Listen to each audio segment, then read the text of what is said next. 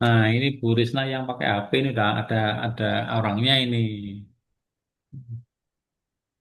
Mm-mm. Jadi di Saya mute pakai Bu Risna. manifest nih, Prof. Ya, oke. Bagus. Iya. Ya kalau ngomong kelihatan orangnya itu loh, Bu. Iki nandi wong ini. Lebih Hmm. komunikatif ya, Prof. Iya. Kalau di Malang tak pinjam laptop saya nanti itu. Terima kasih. Harus jalan-jalan ke Malang, Bu Risna ini. Sudah lama ini. Insya Allah, Prof.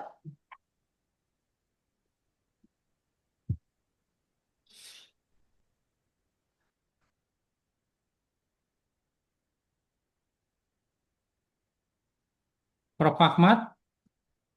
Assalamualaikum, Prof. Ahmad.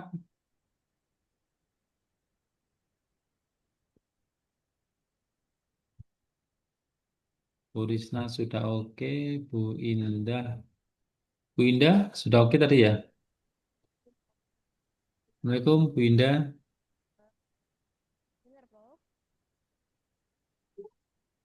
Nah, ini tadi kayaknya sudah ada Bu Indah nih.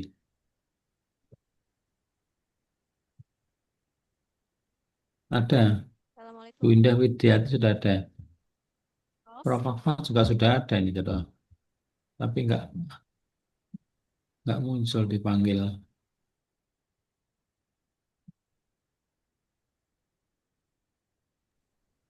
Assalamualaikum.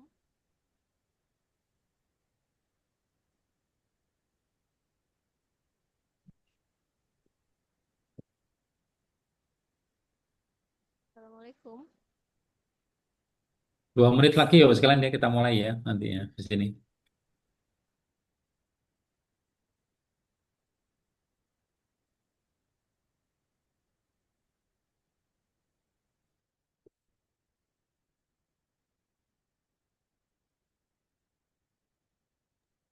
Assalamualaikum.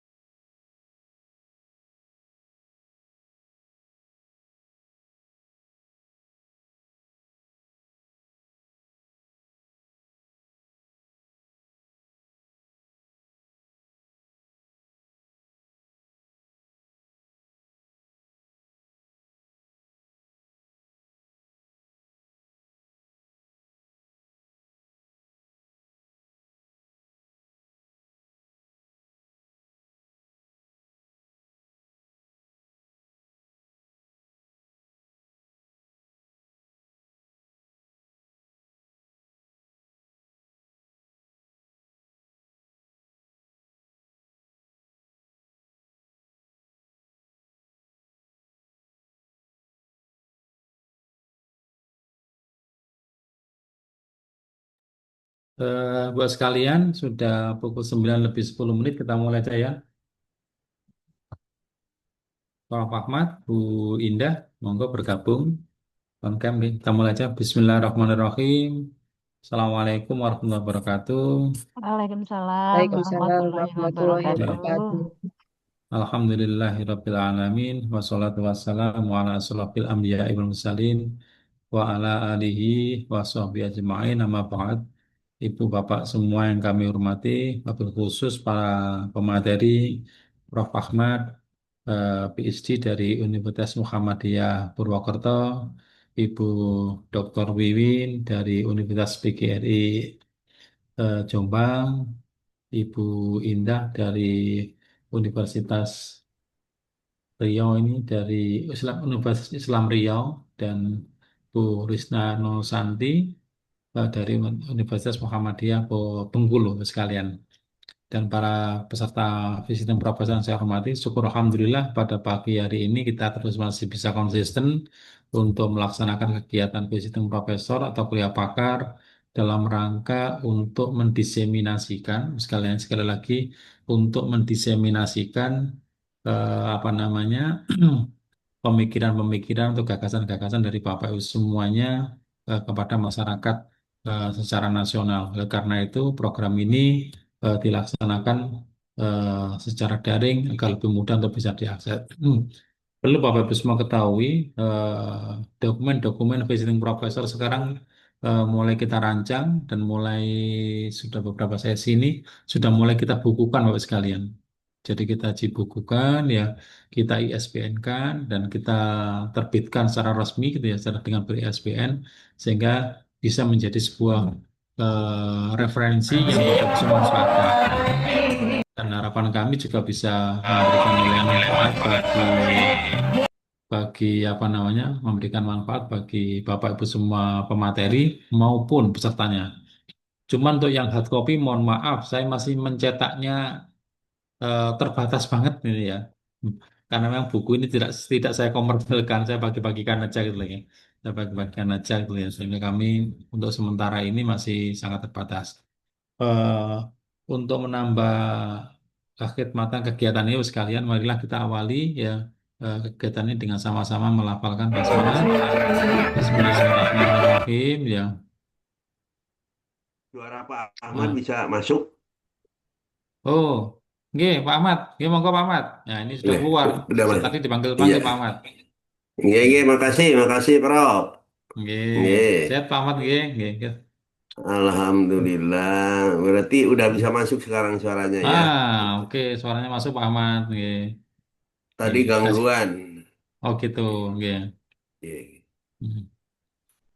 Bapak Ibu semuanya, jadi untuk yang kesekian kalinya kita melaksanakan visiting professor, jadi alhamdulillah masih konsisten sudah 2 tahun lebih nih ya, kita konsisten setiap bulan mengangkat topik-topik yang kami anggap sering menjadi permasalahan dan sering menjadi masih tren di dalam masyarakat. Contohnya sekarang di blending gitu ya, masih banyak sekali permintaan dari beberapa guru, beberapa teman-teman untuk diskusi berkaitan dengan ini. Nah, ini kami hadirkan Prof. Ahmad, Bu Wiwin, Bu Indah, dan Bu Risna Nosanti ini. Saya yakin beliau-beliau ini adalah ahlinya atau pakar-pakar dalam masalah deep learning dan problem based learning ini sekalian ya. Jadi kita coba sinergikan deep learning seperti apa, problem based learning seperti apa, dan di matematika itu seperti apa. Kita akan diskusi di situ. Nanti para pemateri akan presentasi masing-masing saya berikan waktu kurang lebih 15 menit ya Pak Ahmad dan Ibu semuanya. Ya, 15 Iya. menit kurang lebih gitu ya. Jadi monggo nanti bisa disampaikan gagasan-gagasannya, ide-idenya, atau mungkin tantangan-tantangan problem-problem yang bakal kita hadapi. Hingga nanti bisa kita kita apa namanya kita coba diskusikan di sini ya. Karena saya pengen diskusinya pokoknya intinya dalam grup ini, dalam kegiatan ini, saya pengen diskusinya itu casual saja gitu loh, yang santai, yang gayeng gitu loh ya.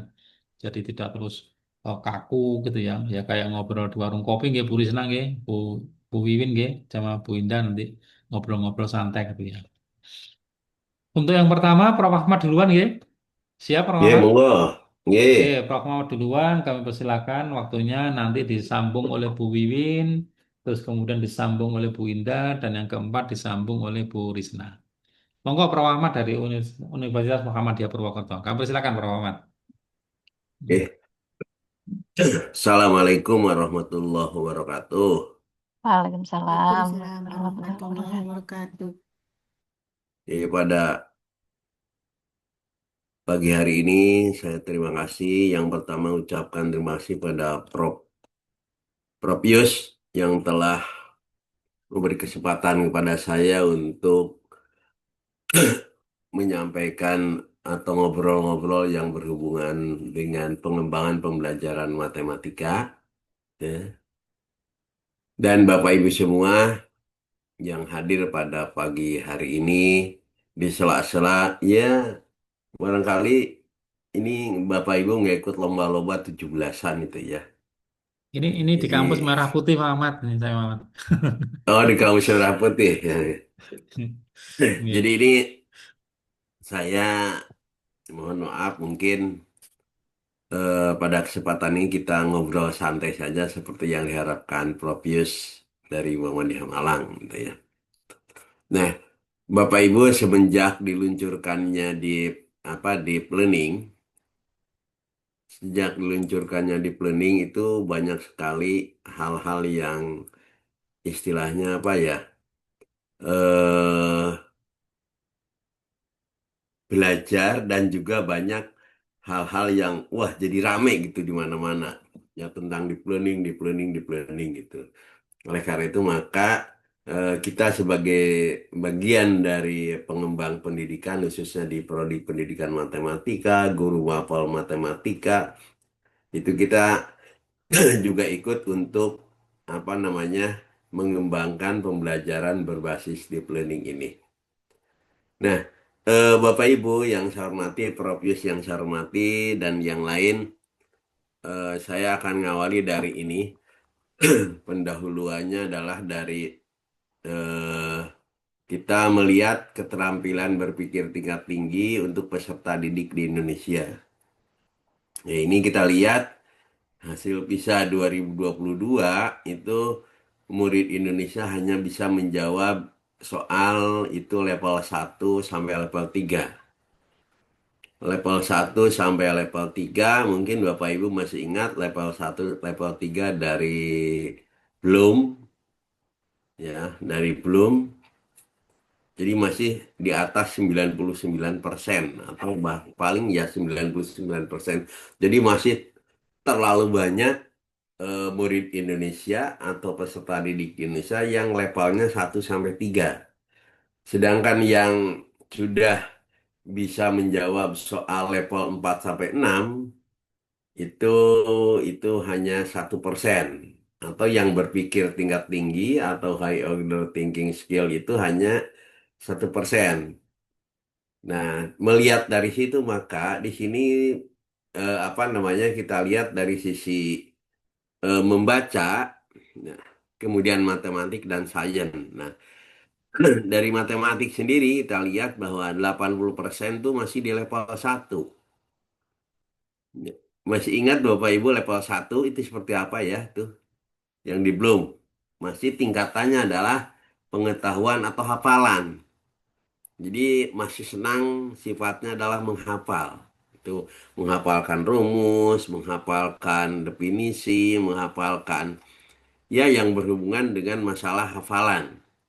Sedangkan level 2 itu 14,1%. Kemudian level 3, level 4 tuh masih sangat kecil. Sehingga dari situ maka apa dalam pembelajaran harus kita perbaiki sehingga lulusan atau peserta didik kita itu bisa mencapai level 4 ke atas, 4, 5, 6. Ya. Level 4, 5, 6. Seperti di matematika itu masih ada level 3 gitu ya, level 3. Sedangkan level 4 itu masih 0,4%, masih sangat kecil.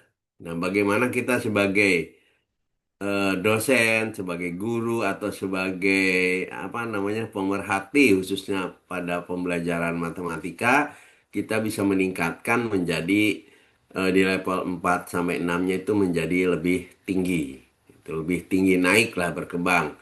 Dari 1% kan bisa berubah menjadi 5%, berapa? Tapi kalau drastis sampai langsung puluhan persen kayaknya agak agak sulit.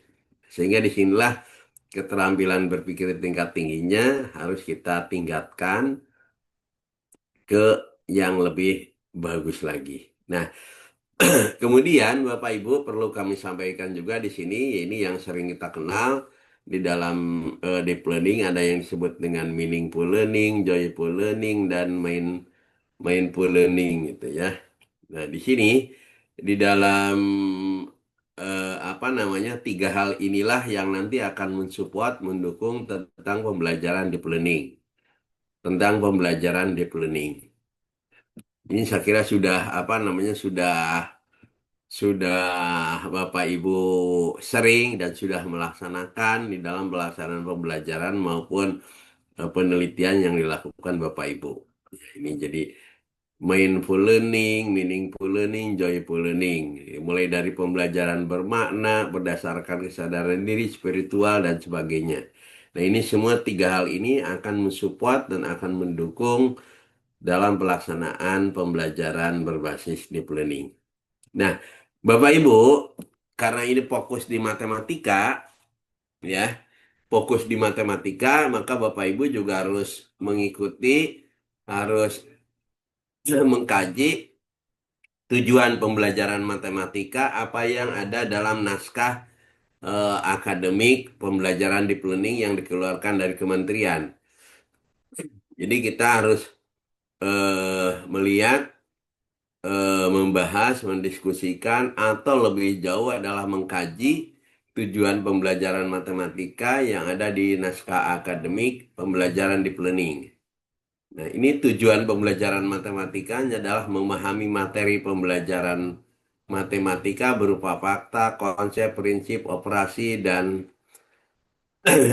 apa namanya lain sebagainya itu secara luas, akurat, dan seterusnya.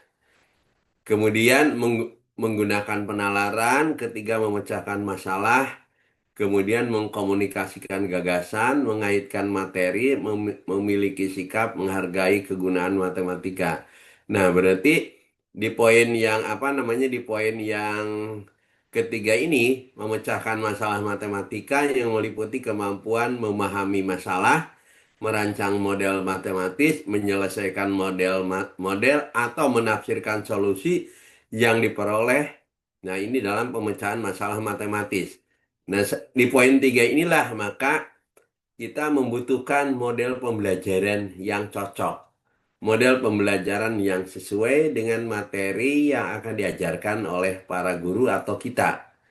Jadi mulai poin tiga ini kita harus bisa bagaimana kita mencari model pembelajaran yang bisa meningkatkan menjadi level 4, 5, dan 6. Sehingga disinilah nanti pijakan kita akan menggunakan model apa yang sesuai dengan apa yang kita harapkan. Jadi memecahkan masalah yang memiliki kemampuan memahami masalah model matematis di sini maka muncul penekanan titik awal dari apa yang disebut dengan problem based learning-nya itu letaknya di mana. Jadi dasarnya dari kita akan melaksanakan menuju ke tujuan yang nomor tiga ini. Ya. Sehingga dibutuhkanlah model pembelajaran atau problem based learning. Kemudian standar matematika di sekolah kita juga harus lihat. Ya, tadi dari tujuan matematiknya kita lihat kita akan menggunakan model pembelajaran yang sesuai, yang cocok. Salah satu di antaranya adalah kita menggunakan problem based learning di poin yang ketiga.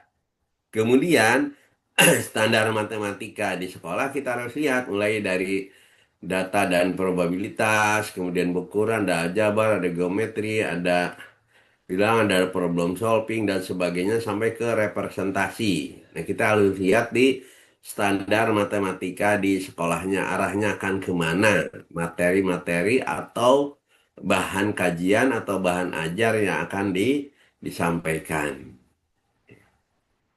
Bapak Ibu, nah matematika, pembelajaran yang mengembangkan pola pikir logis, pemecahan masalah, dan keterampilan analitis yang komutatif. Contohnya di sini adalah pembelajaran berbasis masalah yang memberikan peluang kepada siswa peserta didik untuk memecahkan masalah nyata seperti komposisi dan nilai misalnya komposisi dan nilai kalori yang bergizi dengan menggunakan konsep proporsi, persentase, dan pengukuran untuk makanan sehat dan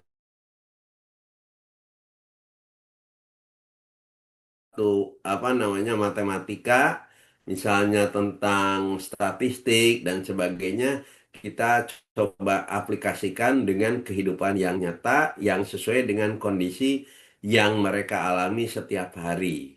Jadi tidak langsung masuk ke kelas, anak-anak hari ini kita ajarkan statistik. Statistik adalah ini, rata-rata adalah ini. Main adalah ini, median, modus, dan sebagainya adalah ini. Selesai dijelaskan, kemudian memberikan latihan. Setelah memberikan latihan, kemudian soal, maju ke depan, dan sebagainya. Tidak seperti itu. Jadi kasihan kalau begitu anak-anaknya. Sehingga kita harus bisa memberikan permasalahan yang mengarah kepada tujuan pembelajaran di saat kita sedang atau mau mengajar materi-materi tersebut. Contoh sederhana barangkali nanti sekarang kan sedang sedang trennya adalah etnomatematika. Etnomatematika. Ya, banyak sekali penelitian yang berhubungan dengan etnomatematika sehingga dalam pembelajarannya bisa bawa anak ke tempat, misalnya kalau di Purwokerto, ke tempat pabrik pembuat batik, ke masjid-masjid, salah satunya Masjid Saka Tunggal, kemudian ke tempat pewayangan dan sebagainya untuk mengaitkan, menyelesaikan atau bahkan kita memformulasikan eh, matematika yang ada di dalam bidang-bidang tersebut sehingga anaknya akan menjadi tidak akan menjadi jenuh. Nih, misalnya kalau di SD juga bisa, misalnya anak dibawa jalan keluar ke lapangan, kemudian padahal materinya adalah yang berhubungan dengan IPA dan matematika. Lah, anak disuruh di situ. Misalnya ini kamu ke rombongan pohon sana tuh nanti jenis pohonnya apa dihitung dan sebagainya. Pohonnya yang kecil-kecil itu lebih mudah, anak lebih senang gitu. Ya daripada berada di dalam kelas terus.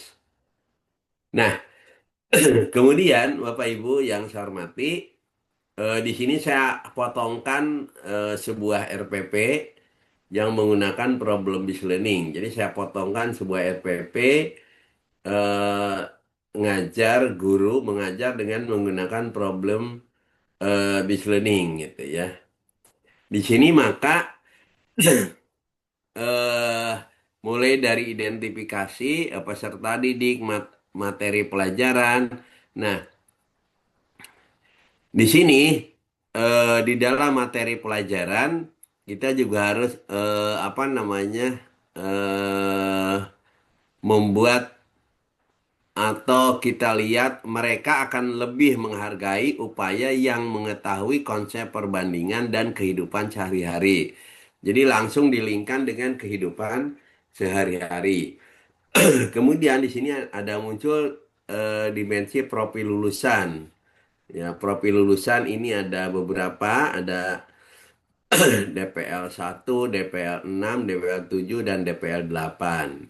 Nah, ada DPL 5. Nah, capaian pembelajaran di sini melalui model pembelajaran problem based learning dalam permasalahan hubungan antara banyaknya penumpang dengan banyaknya bis, siswa diharapkan dapat memberikan contoh masalah sehari-hari yang merupakan perbandingan senilai, menyelesaikan soal yang melibatkan perbandingan senilai.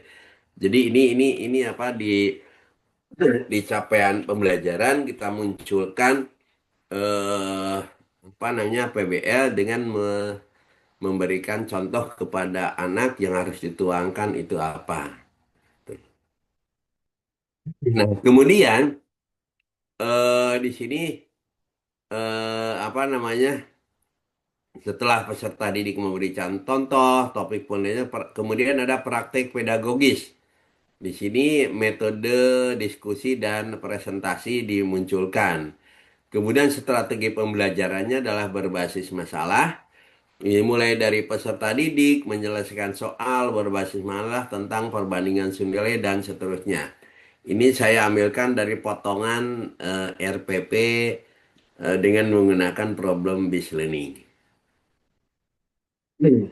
Ini potongan RPP-nya juga. Nah, itu Bapak Ibu yang bisa saya sampaikan sekilas dan sebentar saja karena waktu sangat sangat sangat singkat. Ya, ini. Oke, Bapak Ibu, mudah-mudahan eh, ke depan kita akan lebih bisa mengembangkan dengan pembelajaran berbasis deep learning itu. Saya kira itu Prof. Untuk sementara Ya, barangkali nanti ada yang mau dikomunikasikan, didiskusikan, sambil ngobrol dan sebagainya lah. ya. Nggak masalah. Ya, terima kasih. Nasrul minallah wa tuqaim. Wassalamualaikum warahmatullahi wabarakatuh. Waalaikumsalam. Terima kasih Roh Ahmad. Nah, sangat lengkap sekali ya tentang pemaparannya. Ya, Bapak sekalian yang masih punya ada pertanyaan-pertanyaan, monggo langsung bisa dicek nanti di chat atau disimpan nanti langsung bisa kontak secara lisan dengan Roh Ahmadnya kalian. Kita tindak lanjuti langsung dengan yang berikutnya, Bu Dr. Wiwin Sri Hidayati MPD dari Universitas PGRI Jombang. Monggo Bu Ye, Wiwin. ye, siap Rob dan saya usaha Sarunil.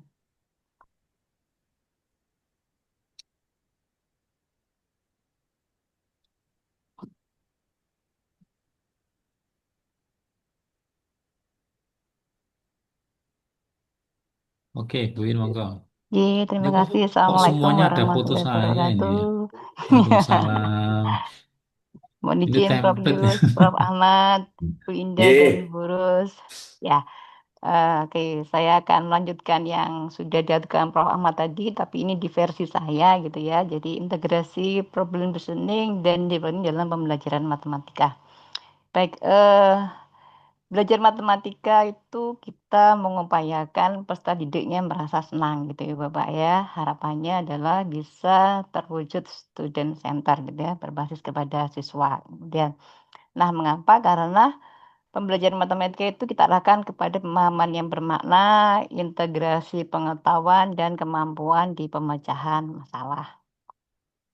Nah, namun masalah yang masih muncul saat ini adalah masih kita jumpai bahwa anak-anak itu dalam belajar masih menghafalkan rumus dan langkah-langkah yang harus dilakukan. Jadi dia masih nyontoh gurunya gitu. Kalau rumusnya gini, ntar langkahnya kayak gini masih ngikutin itu. Nah, ini akan coba kita berikan solusinya yaitu dengan mengintegrasikan antara problem listening dan deep learning gitu ya. Implikasinya adalah berdampak pada peserta didik akan aktif dilibatkan dalam pembelajaran. Nah, masalah nyata itu bisa digunakan sebagai stimulus, Bapak. Stimulus minat belajar sehingga peserta didik dapat mengidentifikasi kebutuhannya belajar, mencari informasi secara mandiri, mengkomunikasikan hasilnya melalui presentasi atau laporan, dan melakukan refleksi sebagai langkah akhir dari pembelajaran. Nah, PBL sendiri fokuskan pada pemecahan masalah yang kompleks, pembelajaran kolaboratif, mengembangkan keterampilan berpikir kritis, mengintegrasikan konsep lintas bidang, dan meningkatkan kemampuan metakognitif melalui refleksi terhadap proses belajar. Nah, pembelajaran yang mendalam telah muncul sebagai pendekatan efektif untuk mendukung pembelajaran yang bermanfaat kepada siswa. Pendekatan ini yang di penting itu berfokus pada peningkatan keterlibatan yang lebih mendalam, pemikiran kritis, dan penguasaan konseptual di kalangan peserta didik. Sebagai contoh nih, jadi dalam pembelajaran matematika misalnya seperti yang disampaikan oleh Prof. Ahmad tadi kita tidak langsung menjelaskan statistik adalah bla bla bla gitu ya Bapak ya. Tapi kita coba kalau anak-anak SD atau SMP mungkin kehidupan sehari-hari anak-anak tentunya ada yang bahkan mungkin semuanya mendapatkan uang saku ya dari orang tuanya. Nah, kita ajak dia berpikir dalam satu minggu mendapatkan uang saku berapa nih dari orang tuanya. Kemudian dicoba diajarkan bagaimana berhemat, menabung sebagian uang sakunya. Dengan begitu anak akan mengidentifikasi, oh ya aku dapat uang saku 30.000 dalam satu minggu. 30.000 sekian persennya coba dialokasikan untuk nabung, yang lainnya untuk jajan. Nah, setelah itu anak diminta untuk mempresentasikan. Mungkin akan ada yang bikin tabel, ada yang bikin lingkaran, atau mungkin dia hanya mengkomunikasikan dengan bahasanya sendiri. Nah, dengan demikian belajar menjadi bermakna dan itu real dia alami sehingga dia lebih mudah untuk memahami konsep-konsep matematika yang sebenarnya secara tidak langsung dia belajar dari kehidupan sehari-hari. Nah, berdasarkan beberapa hasil riset menyatakan bahwa terdapat pengaruh yang signifikan model pembelajaran PBL ini terhadap kemampuan pemahaman konsep matematis peserta didik dan juga terdapat pengaruh PBL ini terhadap kemampuan berpikir kritis matematis peserta didik. Nah, Ibu Bapak, pembelajaran mendalam secara signifikan juga meningkatkan keterlibatan, motivasi pemahaman konseptual, dan kemampuan pemecahan masalah. Karena peserta didik terlibat secara kritis dan membangun koneksi yang lebih dalam dengan konsep matematika. Nah, manfaat di deep learning adalah visualis konsep matematika, pembelajaran dengan kemampuan siswa. Ibu Bapak, kita harus menghargai bahwa setiap anak, setiap individu itu adalah unik. Dia mempunyai kelebihan dan kelemahannya masing-masing. Oleh karena itu, dalam pembelajaran, kalau dulu kita kenal dengan diferensiasi gitu ya, maka saat ini dengan deep learning itu pun masih lekat di sana. Anak mempunyai kemampuan yang berbeda. Dia bisa mengekspresikan, bisa mempresentasikan hasil belajarnya dengan caranya masing-masing. Dan kita harus menghargai itu sehingga anak menjadi senang dalam belajar matematika. Kemudian simulasinya bisa interaktif juga karena anak diberikan kesempatan langsung untuk mempresentasikan, bisa berkolaborasi dengan temannya gitu ya. Sehingga pembelajaran menjadi menyenangkan. Kemudian umpan baliknya juga secara langsung di deep learning itu. Mengapa? Karena anak langsung mempresentasikan dan dia bisa berkolaborasi dengan temannya, mendapatkan umpan balik dari temannya, mendapatkan umpan balik juga dari bapak ibu gurunya, gitu ya. Nah, integrasi dari model PBL dengan pendekatan deep learning ini sangat memungkinkan untuk mewujudkan belajar yang mengedepankan kemampuan pemecahan masalah, gitu ya. Karena WBL itu adalah based on pada pemecahan masalah kehidupan sehari-hari. Dengan demikian dia bisa berpikir kritis, kreatif, bisa kolaboratif serta komunikatif karena dia bisa bekerja sama dengan temannya, kemudian dia menyampaikan hasilnya secara langsung di kelas. Nah, ini kebetulan bidang saya itu di soft skill, Bapak ya. Jadi saya menarik juga integrasi model PBL ini dengan pendekatan deep learning itu juga dapat mengoptimalkan soft skill peserta didik. Mengapa demikian? Karena atribut soft skill khususnya yang interpersonal itu adalah komunikasi matematika lisan dan tulis, kolaborasi, berpikir kritis, kreativitas dan masalah itu dalam belajar matematika juga dapat dikembangkan, ya. Sehingga integrasi antara PBL dengan DL ini juga bisa digunakan untuk mengembangkan interpersonal skill dari seorang peserta didik. Nah, sekarang saya coba bikin kesimpulannya. Jadi, PBL tadi yang berbasis masalah nyata, kemudian muncul proses berpikir kritis, gitu ya. Kemudian kita sandingkan, kita integrasikan dengan deep learning yang membutuhkan pemahaman konsep dan koneksi antar topik matematika dalam pembelajaran. Ini bisa kita implementasikan dalam belajar matematika sehingga juga dapat mengembangkan interpersonal skill mahasiswa, yaitu kreativitas, berpikir kritis, pemecahan masalah, kolaborasi, dan komunikasi.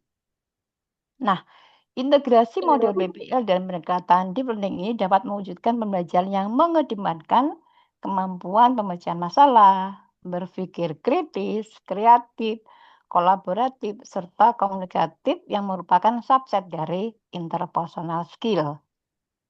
Integrasi PBL dan DL dalam matematika, PBL-nya sendiri, problem based-nya itu akan memicu eksplorasi, gitu ya. Karena dari masalah nyata yang dihadapi oleh siswa yang lekat dalam kehidupan sehari-hari ini tentu akan memicu bagaimana satu siswa dengan siswa lainnya akan bereksplorasi sesuai dengan kemampuannya masing-masing. Dan deep learning akan memastikan konsep matematika tertanam secara mendalam yang kuat. Mengapa? Karena dalam deep learning itu anak dapat langsung mengeksplorasi, menyampaikan gitu ya, dan dia akan tertanam secara lekat dalam kehidupan. Sehingga integrasi antara PBL dan DL ini sangat bagus dalam pembelajaran matematika. Saya mengambil beberapa sumber ini termasuk dari saya. Kemudian perlu saya sampaikan di sini kalau ini kan tadi kita bercerita tentang untuk banyaknya di sekolah dasar, sekolah menengah, SMP, SMA gitu ya. Kalau di perguruan tinggi, kebetulan kami di konsentrasinya di soft skill itu saya sudah membangun sebuah aplikasi untuk penilaian kreativitas mahasiswa gitu ya. Jadi nanti kalau ada kesempatan kita pada saat diskusi akan saya sampaikan.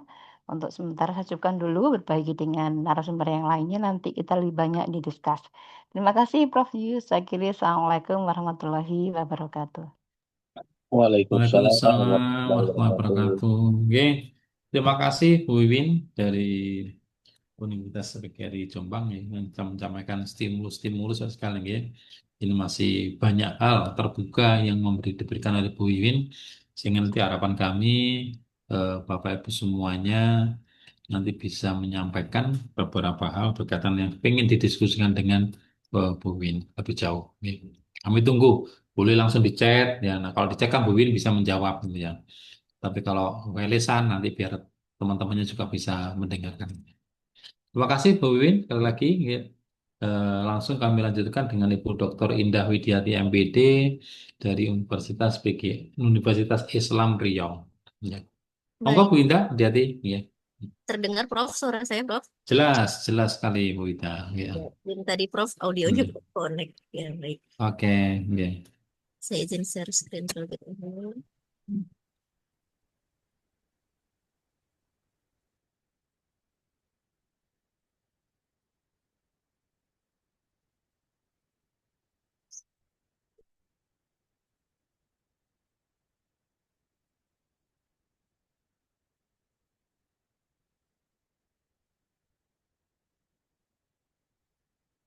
Baik, yang terhormat Prof Yus dari Pasca Sarjana Universitas Muhammadiyah Malang.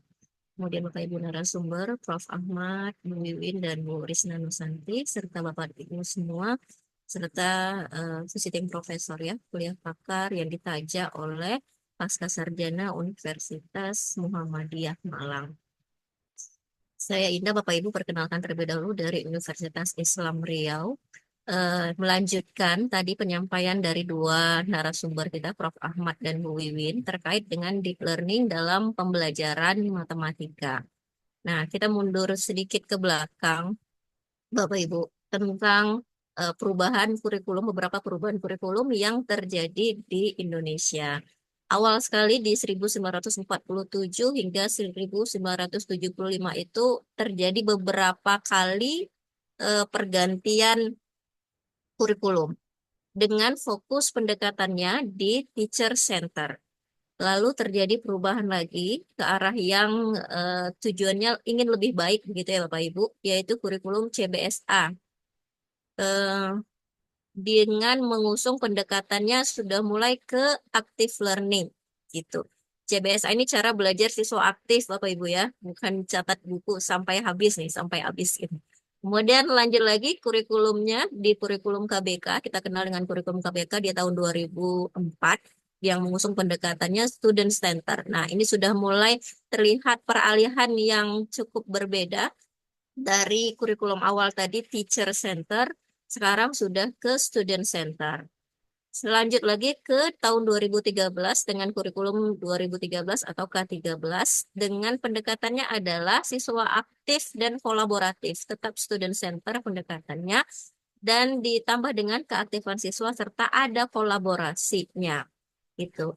Nah, di beberapa tahun belakangan ini, sejak tahun 2022 hingga sekarang, itu kita kenal dengan kurikulum merdeka, dan sekarang ada pembelajaran mendalam atau deep learning yang mengedepankan pada personalized, reflektif, dan fleksibel. Jadi, seperti memang melengkapi atau menyempurnakan kurikulum-kurikulum yang sudah dilakukan di sebelum-sebelumnya gitu. Harapannya semoga lebih baik lagi ke depannya gitu. Bapak Ibu sebenarnya yang saya sampaikan mungkin Bapak Ibu sudah banyak tahu begitu ya, karena sekarang memang lagi hangat-hangatnya pembahasan tentang pembelajaran mendalam ini, dan beberapa hal tadi juga sudah disampaikan oleh Prof. Ahmad serta Bu Wiwin. Mungkin kiranya ada yang nanti sama gitu ya. Namanya ini apa namanya sesuatu yang baru gitu, sesuatu yang baru. Walaupun kita sudah sering mendengar, tapi memang butuh pembiasaan Bapak Ibu. Jadi mungkin memang sering-sering diulang itu akan menjadi lebih baik untuk kitanya juga karena sekarang masih dalam tahap belajar sama-sama belajar Bapak Ibu termasuk saya.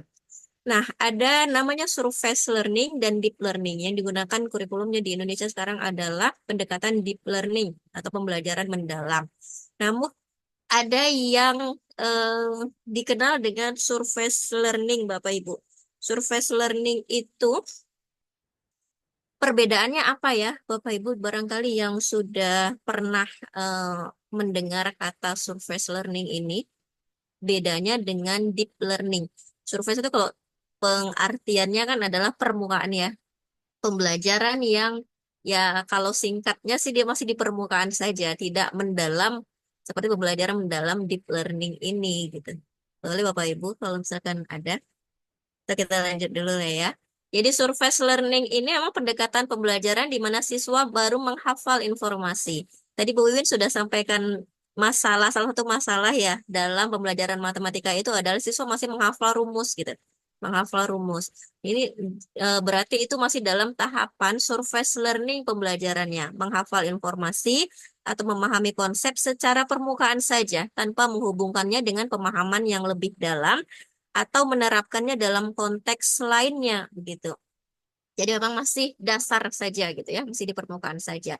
Karakteristiknya adalah fokusnya pada menghafal.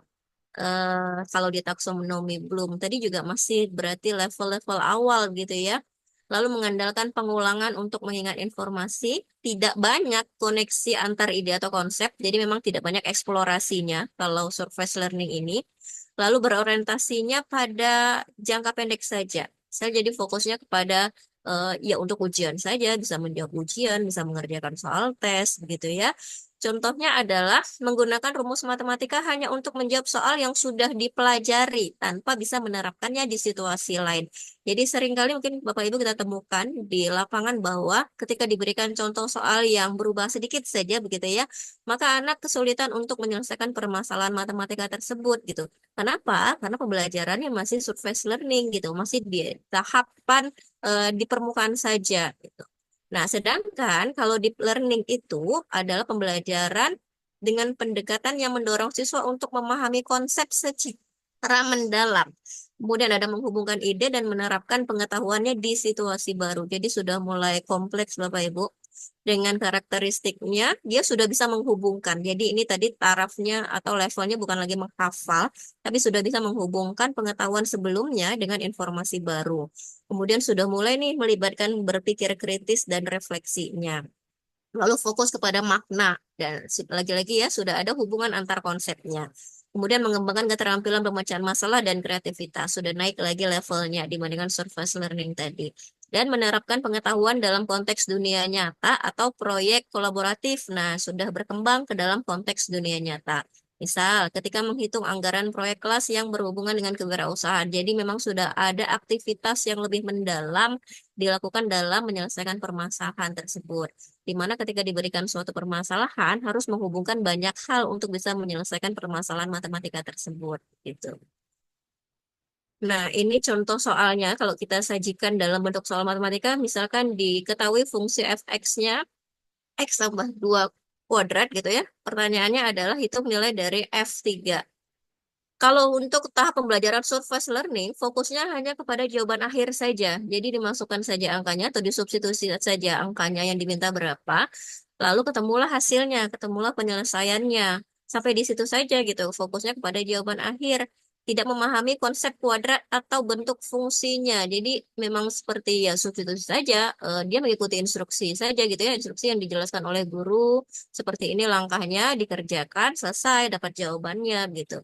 Belajar hanya untuk menyelesaikan soal, bukan memahami makna. Jadi selesai dapat soal, ya tanpa dipahami 25 itu apa maksudnya gitu. Selesai begitu saja. Sementara kalau deep learning, ketika diberikan soal yang sama gitu ya, ada banyak hal yang bisa dieksplorasi. Selain dia bisa memahami bentuk fungsi kuadrat, selain tadi dapat menemukan hasil tuh justru di poin nomor 3 Bapak Ibu. Disubstitusi nilai X sama dengan 3, maka ketemu hasilnya 25 gitu ya. Tapi selain daripada itu, dengan soal yang sama, sebenarnya siswa bisa memahami bentuk fungsi kuadrat. Jadi ditekankan kembali gitu ya, ketika menemukan soal ini, melihat soal ini, bentuk fungsi kuadrat. Bentuk kuadratnya, puncaknya berapa ini? Jadi ada hal lain yang bisa dieksplorasi dari suatu soal tersebut, tidak hanya hasilnya. Kemudian menjabarkan fungsi untuk melihat strukturnya seperti apa. Apa sih maksud X tambah 2 dikuadratkan gitu?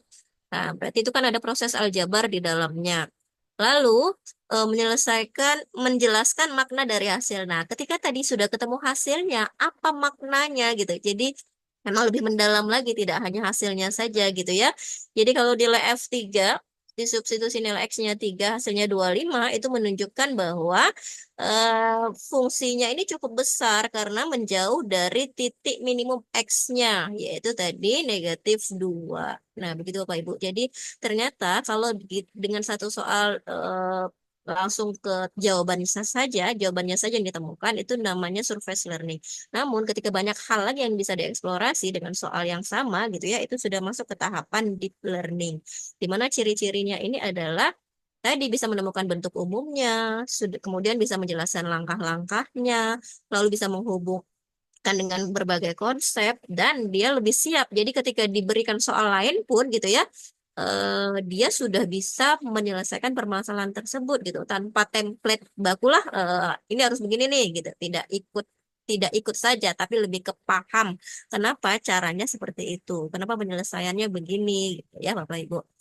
Lalu, nah ini juga sudah sering melihat barangkali Bapak Ibu, kompetensi siswa dalam deep learning itu yang diharapkan adalah bisa munculnya karakter, kemudian kewarganegaraan global, di mana siswa bisa memahami dan berkontribusi pada isu-isu lokal dan global. Jadi harapannya lebih luas lagi pemaknaannya. Kemudian bisa berkolaborasi, bekerja sama dengan orang lain untuk mencapai tujuan bersama. Itu tadi sesuai dengan pendekatan kurikulum yang saya sampaikan di awal tadi Bapak Ibu. Kemudian komunikasinya bisa menyampaikan idenya secara efektif, lalu muncul kreativitasnya, bisa berinovasi, bisa menciptakan solusi baru, dan bisa berpikir kritis. Inilah harapan kompetensi yang bisa diperoleh siswa atau dimiliki siswa ketika melakukan pembelajaran dengan pendekatan deep learning. Nah, intinya begitu ya, kalau di pembelajaran mendalam ini ada 3 prinsip yang biasa kita kenal dengan mindful learning, meaningful learning, dan joyful learning, gitu ya, atau berkesadaran, bermakna, dan menggembirakan. 3 prinsip ini didukung oleh olah pikir, olah hati, olah rasa, termasuk olahraga, kinestetiknya juga ada. Apa gunanya pembelajaran mendalam ini adalah untuk mewujudkan 8 dimensi profil lulusan, gitu ya. Informasi ini saya ambil masih dari naskah akademik pembelajaran mendalam Bapak Ibu, karena memang rujukan utama gitu ya kalau untuk penerapannya di Indonesia seperti itu. Saya masih khawatir untuk mengambil rujukan-rujukan yang lain terkait pembelajaran mendalam ini. Jadi inilah pada akhirnya pembelajaran mendalam itu tujuannya untuk mewujudkan 8 dimensi profil lulusan. Seperti ini kalau dalam bentuk diagramnya yang sudah sering kita lihat Bapak Ibu ya, pembelajaran mendalam itu ada 8 dimensi, yaitu keimanan, kewarganegaraan, kreativitas, kemandirian, komunikasi, kesehatan, kolaborasi, dan penalaran kritis. Kemudian prinsipnya tadi ada 3, lalu kerangka pembelajarannya seperti ini. Jadi kalau kita matematika, mungkin orang matematika ketika melihat ilustrasi visual begitu ya, gambar ini akan lebih mudah mereka untuk mencerna tentang konsep pembelajaran mendalam ini. Itu baik, kita masuk ke implementasinya nih. Implementasi pembelajaran mendalam itu dimulai dengan tahapan perencanaan terlebih dahulu, kemudian pelaksanaan dan asesmen. Apa yang dilakukan dalam perencanaan, yaitu guru melakukan refleksinya terhadap diri sendiri. Nah, ini menjadi catatan, maksudnya ini menjadi hal yang penting di dalam pembelajaran mendalam, di mana guru melakukan refleksi terlebih dahulu terhadap dirinya sendiri. Kemudian mencari karakteristik peserta didiknya, mengkaji materinya, dan sumber daya serta mitra. Lalu pelaksanaan pembelajaran, dan terakhir yang penting juga di dalam pembelajaran mendalam ini adalah asesmen, di mana asesmennya ini ada 3, dan asesmen di pembelajaran mendalam ini harus bersifat authentic assessment. Jadi yang 3 ini adalah assessment as learning, kita kenal dengan assessment as learning, assessment for learning, dan assessment of learning. Banyak jenis asesmen yang bisa digunakan dalam pembelajaran mendalam. Gitu ya, tidak hanya soal tes ujian saja, bisa menggunakan jurnal, bisa menggunakan self-assessment, peer assessment, jadi asesmen berpasangan, lalu checklist, dan lain sebagainya. Lalu juga bisa menggunakan pertanyaan yang diagnostik, observasi, tes juga bisa beraneka ragam. Lalu ini contoh implementasi dalam implementasi pembelajaran mendalam pada mata pelajaran matematika. Jadi deep learning ini sebagai pendekatannya, Kemudian PBL atau Problem Based Learning ini sebagai model pembelajarannya. Kemudian metode pembelajarannya yaitu bersifat diskusi, tanya jawab, penugasan, permainan, presentasi. Ini contoh saja Bapak Ibu ya. Nah, kita ambil materi menyederhanakan bentuk aljabar. Nah, yang ingin saya tampilkan di sini adalah bagaimana kita menempatkan tadi 3 prinsip pembelajaran mendalam yang mindful, meaningful, sama joyful learning itu di dalam kegiatan pembelajaran. Jadi kegiatan pembelajaran kalau kita bagi menjadi 3, ada kegiatan awal, kegiatan inti, dan kegiatan akhir atau penutup, kita harus menempatkan 3 prinsip tadi ke dalam 3 kegiatan tersebut. Dalam kegiatan harus ada masuk di kegiatan awal, kegiatan inti, dan kegiatan akhirnya atau kegiatan penutupnya. Jadi, bagaimana kita menempatkan mindful, meaningful, dan joyful itu tergantung pada model apa yang kita atau metode apa yang kita gunakan dalam pembelajaran. Misalkan dalam contoh ini adalah yang digunakan PBL begitu ya, maka kita menggunakan sintaks PBL. Di dalam sintaksnya kita bisa masukkan gitu ya, atau kita bisa integrasikan 3 prinsip pembelajaran mendalam tadi. Boleh satu sintaks itu satu saja gitu ya, atau boleh justru menggunakan 2 prinsip. Misalnya di sintaks yang ketiga, eksplorasi konsep, ini menggunakan mindful dan meaningful learning secara bersamaan begitu.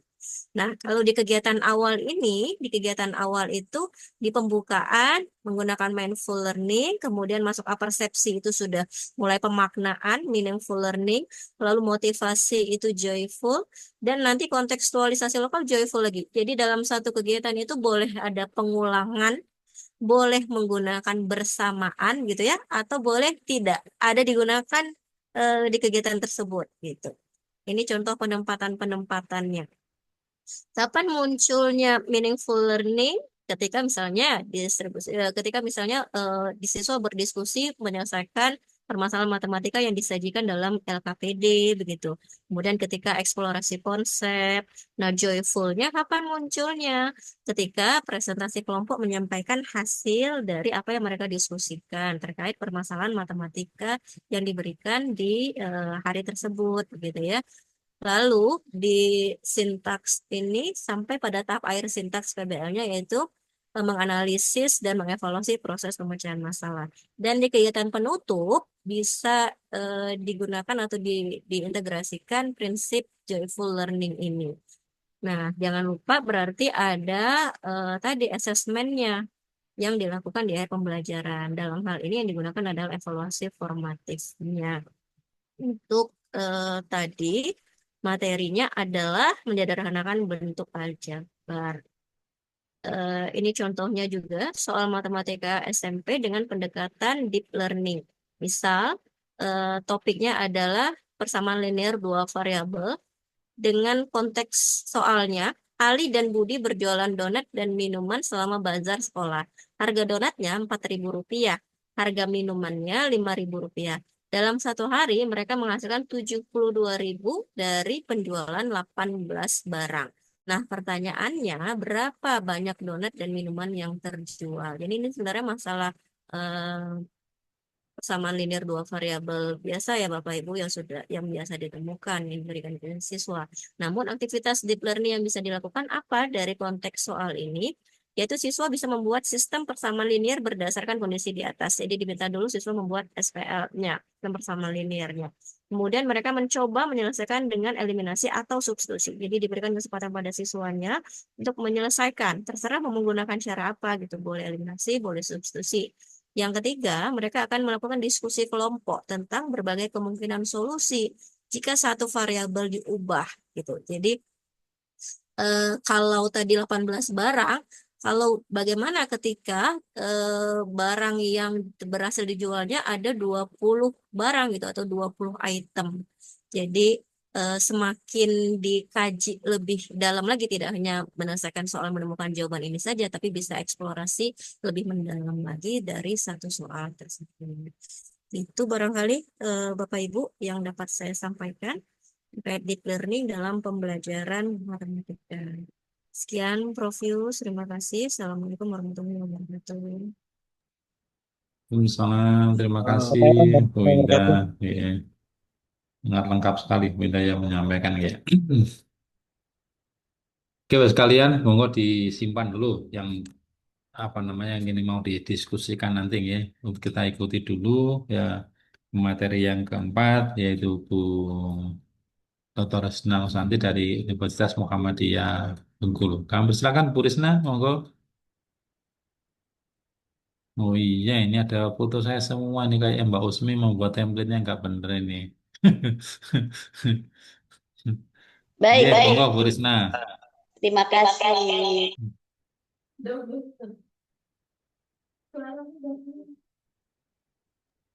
Bisa mendengar suara Ini, saya, Prof? oke, jelas. Ini jelas. Baik, Oke, yang ini bagus ini Bu Risna. Oke. Oke, oke. Assalamualaikum warahmatullahi wabarakatuh. Selamat Waalaikumsalam pagi warahmatullahi buat Bapak wabarakatuh. Ibu semuanya. Pertama-tama terima kasih Prof Yus sudah diberi kesempatan lagi nih untuk berbagi, untuk ngobrol bareng dengan teman-teman semua di kegiatan ini. Kemudian salam saya buat Prof Ahmad, Bu Wiwin dan Bu Indah.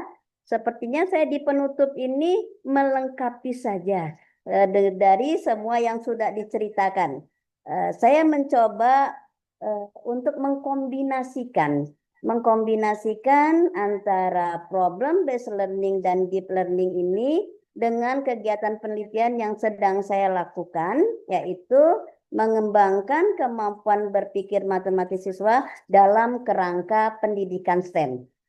Tadi ada beberapa hal sebetulnya yang sudah dibahas oleh Prof. Ahmad terkait dengan PISA, di mana anak-anak kita 81,7% ya Prof. Ahmadnya masih berada pada tahap hafalan, baru pada tahap pengetahuan yang diperolehnya itu hanya pada tahap hafalan. Nah, inilah yang menjadi keprihatinan kita bersama ketika kita menghadapi tantangan atau tuntutan dari kemampuan berpikir yang ada di abad 21.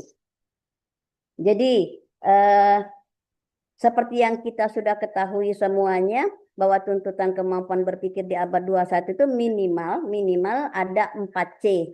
Ada kemampuan berpikir kritisnya, kemudian dia bisa kreatif mencari jalan penyelesaiannya, mampu berkolaborasi dengan semua orang, kemudian dia juga mampu mengkomunikasikan ide-ide yang dia punya di dalam menyampaikan sesuatu terkait dalam pembelajaran matematika.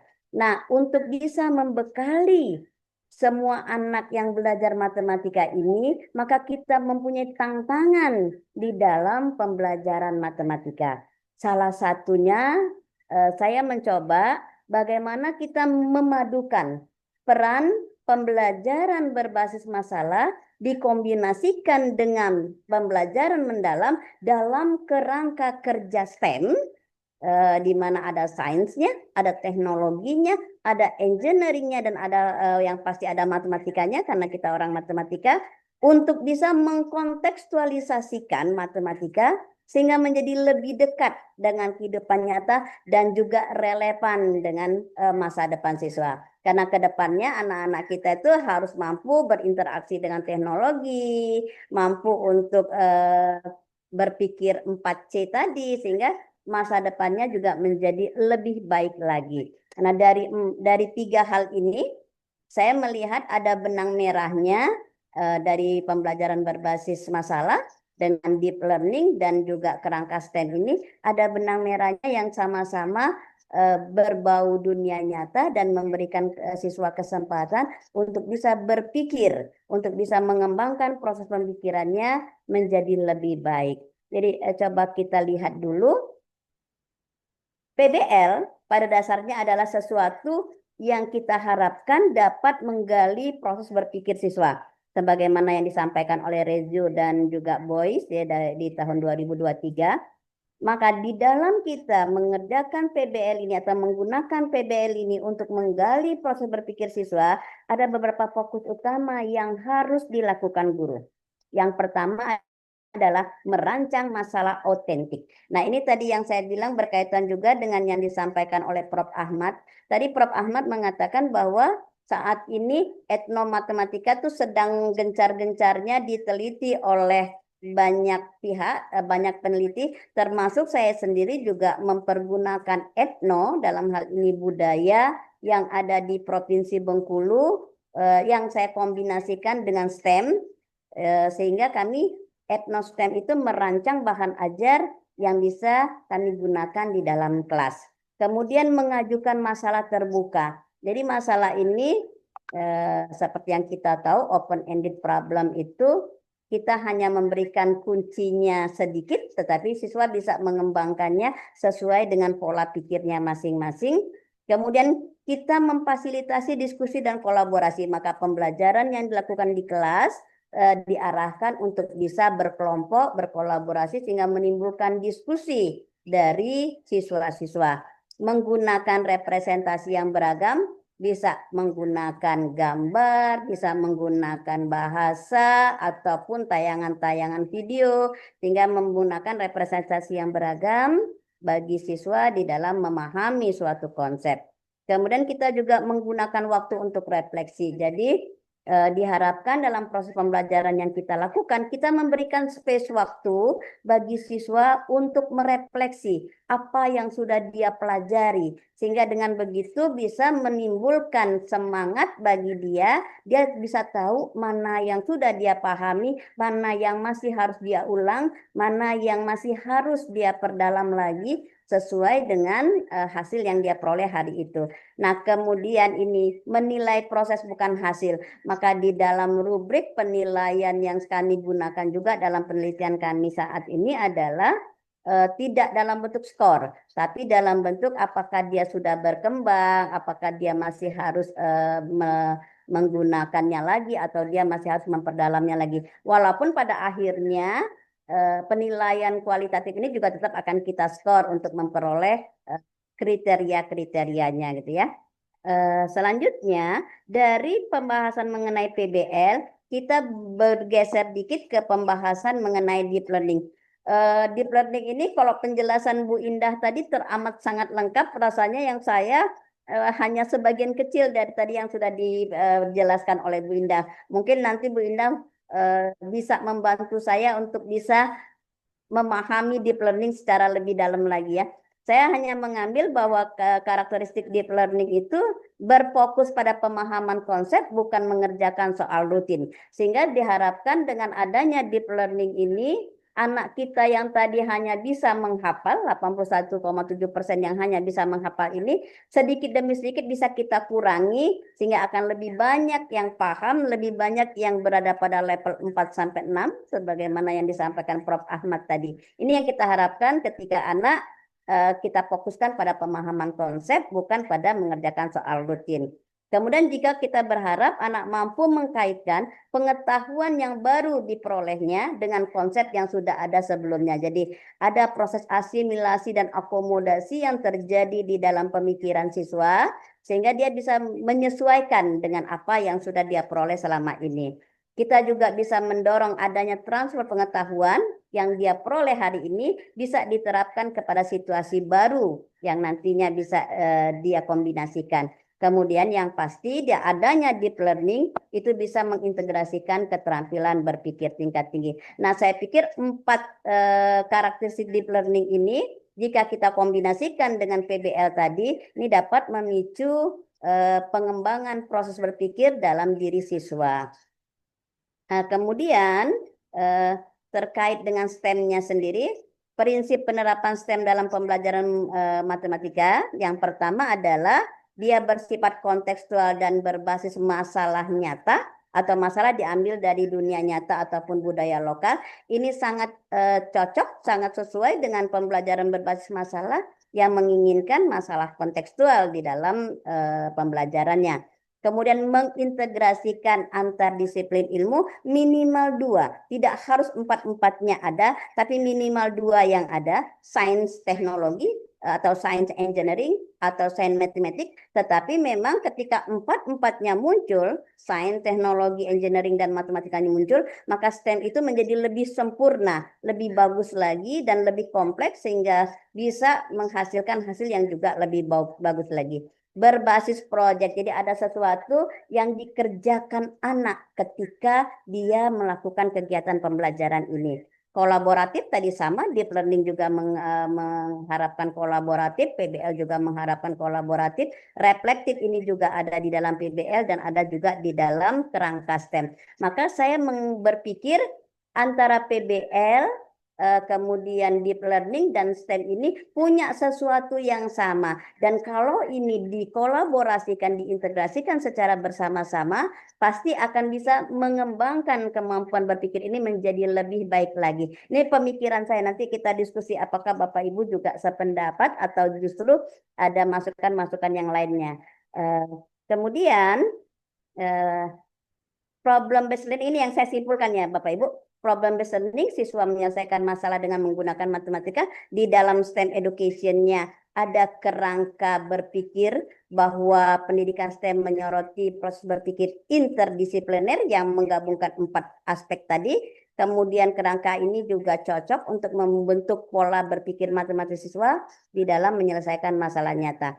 Nah, proyek penelitian mini yang saya lakukan dan tim kami lakukan di Bengkulu adalah siswa melakukan penelitian sederhana tentang permainan tabot dan telong-telong. Jadi budaya tabot ini awalnya adalah budaya keagamaan, yaitu peringatan 10 Muharram atas meninggalnya cucu Nabi Muhammad di Padang Karbela, yang diangkat menjadi budaya di Provinsi Bengkulu yang setiap tahun dilakukan dalam kerangka budaya yang besar. Di dalam perayaan Tabot ini juga ada permainan telong-telong. Jadi permainan telong-telong ini adalah miniatur atau bukan miniatur, bahkan malah membuat kerangka bentuk-bentuk hewan-hewan dengan berbagai ragam bentuk. Ada ikan, ada burung, ada juga berbagai macam hewan yang lainnya yang dipamerkan, yang diperlombakan di dalam perayaan Tabot.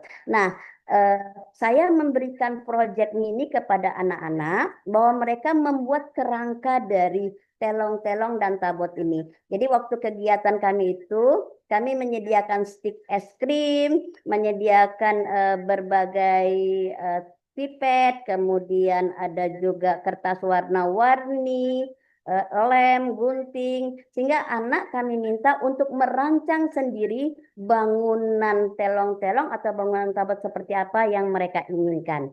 Pembelajaran kami dimulai dengan menampilkan videonya dulu. Video mengenai perayaan tabot dan telong-telong, mereka menonton dulu, oh seperti itu bentuk-bentuknya. Kemudian mereka memilih. Kemudian mereka memilih kira-kira bentuk bangun mana yang mereka inginkan untuk dibuat. Setelah itu mereka merancangnya dan membuatnya. Setelah selesai mereka berdiskusi mengapa bangunan itu yang dipilih, berapa ukuran yang mereka buat, dan apakah harus simetris kanan dan kiri, sehingga terjadi diskusi, terutama ini mengandung konsep-konsep geometri. Ada konsep garis sejajarnya, garis tegak lurusnya, ada juga kongruensinya, bidangnya. Nah, ini yang didiskusikan oleh anak-anak di dalam kegiatan pembelajarannya. Kemudian langkah-langkah ini tadi yang sudah saya sampaikan ya, orientasi pada masalah. Jadi dalam orientasi pada masalah ini kami memutarkan video. Kami memutarkan ke video, kemudian mengorganisasikan siswa, kami mengelompokkan siswa. Satu kelompok itu maksimal 4. Jadi kami berusaha untuk sesedikit mungkin anggota kelompok sehingga diskusinya menjadi lebih aktif. Ada penyelidikan mandiri dan juga kelompok. Jadi anak-anak diberikan LKPD 1 orang 1 sehingga masing-masing bisa mengerjakan sendiri. Tetapi juga ada kegiatan-kegiatan yang wajib dilakukan secara berkelompok. Nah, setelah itu mereka mengembangkan dan menyajikan hasilnya, melakukan analisis dan refleksi, baru penilaian dan umpan balik dari hasil kegiatan. Jadi beberapa rangkuman proses berpikir yang tahun kemarin ini yang kami lakukan, yang sekarang masih sedang berjalan, belum memperoleh data yang baik. Beberapa rangkumannya adalah komponen STEM yang muncul, kontekstual dan interaktif. Dampak dalam proses berpikir anak-anak adalah memperkuat pemahaman konsepnya melalui pengalaman nyata. Ada kritis dan inovatifnya, mendorong adanya analisis sehingga proses berpikir kritisnya muncul. Ada evaluasinya dan menyelesaikan dengan cara yang kreatif. Ada motivasi, adalah ketika mereka membangun konsep yang lebih dalam dan tahan lama, ada berpikir yang sistematis, bahwa pengembangan strategi berpikir matematiknya menjadi lebih terstruktur dan lebih logis, dan ada multidisiplin. Jadi bisa melatih siswa berpikir lintas disiplin ilmu, memperkaya pendekatan matematis yang mereka peroleh. Nah, beberapa gambar yang kami pergunakan di dalam kegiatan penelitian, ini ada gambar ikan. Kalau di Bengkulu ada berbagai jenis ikan karena kita berada di pinggiran pantai ya, banyak sekali jenis-jenis ikan laut yang bisa diperoleh anak. Dan ini adalah contoh telong-telong yang disajikan pada perayaan Tabot. Nah, inilah yang kami sajikan di dalam pembelajaran di kelas. Jadi anak diputarkan dulu videonya, kemudian mereka melihat sambil kita pancing dengan perkataan, bagaimana bisa membuat ikan itu menjadi tegak, simetris kiri kanan, apa yang harus dilakukan. Jadi ini orientasi pada permasalahan awal. Kemudian seperti burung, ada sayap kiri dan sayap kanannya. Burung itu kira-kira sayapnya sama besar, walaupun tidak simetris banget, tapi kan apakah dia sama besar atau satu besar satu kecil. Nah, ini yang kita pancing dalam diri anak, kemudian mereka diminta untuk merancangnya sendiri. Nah, ini beberapa hasil penelitian yang kami lakukan. Kemudian ini tadi yang saya bilang bahwa kami menilainya adalah menilai proses, bukan menilai angka. Jadi kita menggunakan skor, misalnya ketika mereka mampu membuat perencanaan yang baik, bisa merumuskan dengan jelas, idenya inovatif dan logis, maka kita kategorikan sangat baik. Ketika sangat baik, nanti penskorannya menjadi skor 4 dan seterusnya. Ini kami berusaha untuk menilai prosesnya, bukan hasil akhirnya. Walaupun ada juga yang ternyata ketika dia membuat bangunan Tabot itu, maunya dia bikin bangun segi 6. Tapi ternyata ketika bangunan itu jadi, enggak seperti segi 6. Nah, setelah kami wawancarai, kami tanya apakah ini bangun segi 6? Jawaban dia iya, segi 6. Saya tanya lagi, seperti apa konsep segi 6 sebetulnya? Dia bilang, segi 6 itu sisi-sisinya sama panjang. Lah kenapa dalam bentuk akhir yang mereka dapatkan kok tidak sama panjang? Mereka bilang, itu kami memotongnya yang tidak sama. Tapi bukan berarti tidak sama panjang. Pokoknya buat mereka itu segi 6 sama panjang. Cuma ketika memotongnya saja yang terjadi kesalahan. Itu jawaban-jawaban yang muncul dari siswa ketika kami melakukan wawancara penulisan lebih lanjut mengenai proses berpikirnya.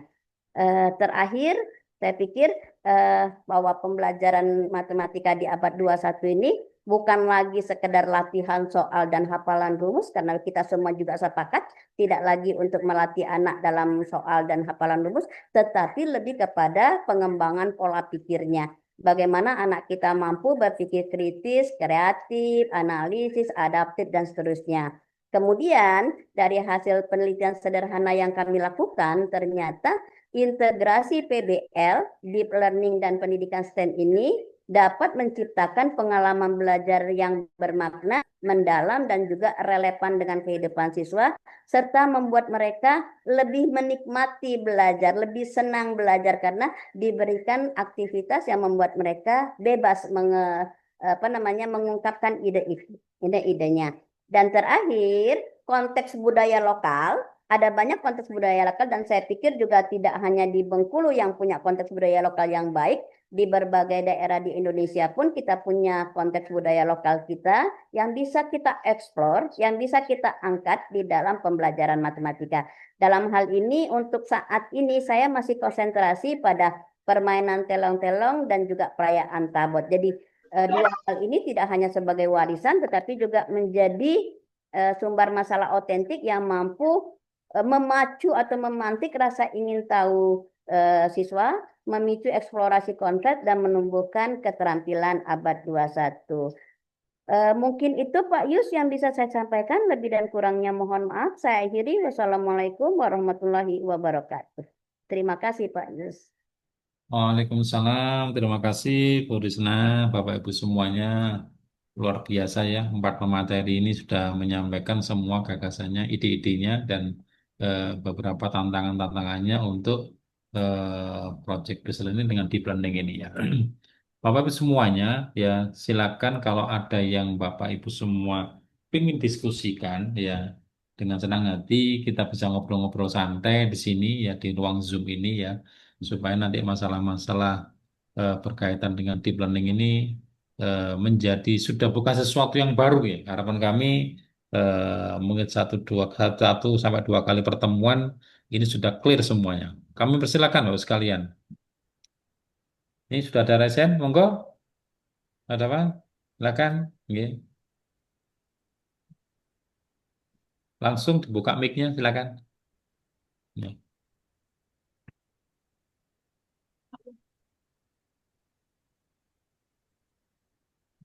Silakan Fatima. Yuk.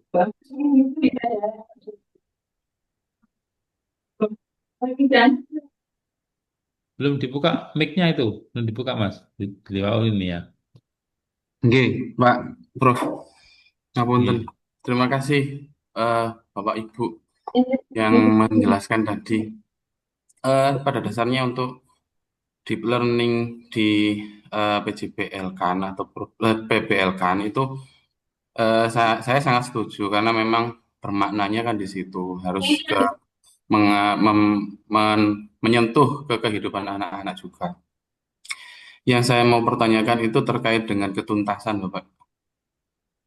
Karena kalau di PBL kan atau di deep kan banget itu pasti akan membutuhkan waktu yang lama. Kiat atau tips atau triksnya terkait dengan pencapaian CP untuk matematika sendiri itu bagaimana? Kalau sekedar hanya satu materi di deep akan atau diajarkan secara deep learning itu saya rasa akan memakan waktu yang lama. Dan saya pernah juga mencoba di satu bab saja yang bilangan berpangkat itu saja, saya masih harus membutuhkan waktu yang lebih lama untuk mendipkan itu. Jadi mohon bantuan, mohon saran dari para pemateri terkait itu. Terima kasih, Prof. Yus. Nggih, terima kasih Mas Umam. Nggih. Jadi mau langsung atau ini ada lagi yang resen? Prof Yedrus ini ya. Oh enggak, Monggo langsung aja, monggo Prof. saya dulu ya. Boleh Nggih. nanti yang lain Oh, apa? oke. Jadi gini, Bapak Ibu semua, deep learning itu kan pendekatan pembelajaran yang sedang dikembangkan oleh pemerintah. Sedangkan problem based learning adalah model pembelajaran. Tentunya model pembelajaran itu punya sintak. Tadi ada sintak dari awal memahami apa namanya masalah sampai dengan terakhir penyajian atau presentasi di depan kelas atau semacam menyampaikan hasil dari diskusi atau hasil dari pembelajaran tersebut. Nah, perlu kami sampaikan bahwa setelah saya membaca-baca itu ya, untuk menggunakan sebuah model kita harus lihat dua hal. Yang pertama adalah karakter materi dan karakter siswa. Contoh materi yang disebutkan Mas Muhammad Dwi itu cocok nggak dengan PBL? Nah, jadi karakter materinya juga kita harus harus kita kaji, tahu gitu. Ya, itu yang pertama karakter materi harus kita lihat. Karena tidak semua materi bisa pembelajarannya menggunakan PBL.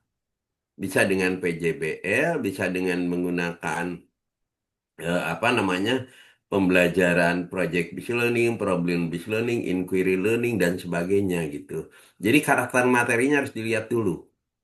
Cocok nggak kira-kira ini gitu loh. Kalau cocok tuntas enggak harus sampai ke situ ya, Mas Dwi ya. Itu. Jadi jangan sampai kita dari awal dengan bangga saya pakai deep learning dan PBL. Ternyata malah di tengah-tengah materinya nggak cocok, siswanya juga nggak begitu pas gitu ya.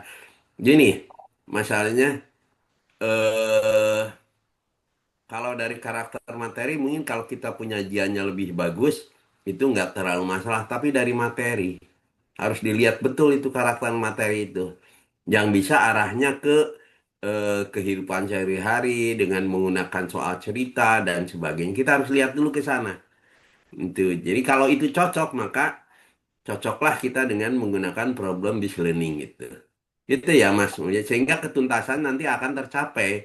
Sebab jangan sampai materi karakter materinya nggak cocok dengan PBL, kita paksakan dengan PBL, kasihan. Kasihan materinya, kasihan tidak tuntas dan sebagainya gitu. Saya kira itu tambahan dari saya Mas Muhammad Dwi. Dari mana Mas Muhammad Dwi itu? Dilwaul umam. Iya, dari Dari mana? siswanya Prof Yus, Pak. Oh, Profesor Iya. Umam, Universitas Malaysia ya? Bukan UMM dulu, Pak. Oh, UMM. Udah lulus tau mama ya? Aku tanggal 26 besok, Prof, ikut Wes, wisuda. wisuda nih, mau wisuda Pak Ahmad ini. Siap. Nah, iya. Hmm. Ya, terima Gitu kasih. ya, Mas. Siap. Nah, Oke. terus teman Prof. Monggo, Bu Iwin, nambah-nambahkan semua biar biar rame gitu ya. Bu Iwin, Bu, Iya, siap Prof, ya nyun semuanya. sewu. Gitu. Mohon izin, Prof Ahmad. Jadi benar ya Mas Muhammad, jadi tentu harus ada analisis dulu ya. Kita sebagai seorang guru harus menentukan dulu apakah materi ini cocok dengan model A, model B, dengan menggunakan metode A, metode B gitu ya. Jadi jangan sampai nanti kemudian siswa, oke lah sekarang ini trennya lagi deep learning nih, maka semua harus deep learning.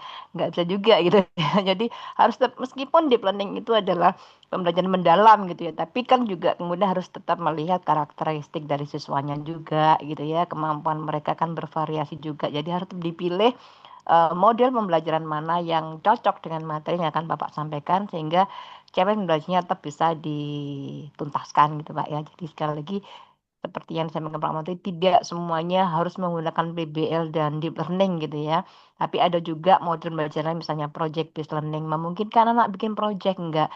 Memang ada kasus enggak yang bisa diangkat dengan menggunakan pembelajaran dari masalah gitu ya. Jadi sekali lagi tidak semuanya bisa, tapi harus ada analisis terlebih dahulu gitu ya. Analisis kebutuhan materi itu seperti sejauh mana dia, apakah butuh termasuk waktu Pak ya. Kalau waktunya Bapak mengalokasikan 2 JP misalnya, apakah cukup dengan 2 JP dengan sebuah model A, dengan strategi A, dengan pendekatan A itu perlu kita analisis terlebih dahulu, baru kemudian kita bikin rencana pembelajarannya. Terima kasih Pak Muhammad, sudah menambahkan aja. Nih, terima kasih Bu Iwin, nambahkan melengkapi ya. Ini kalau di kampus panggilannya Mas Umam ini namanya. Ya. Mas Umam.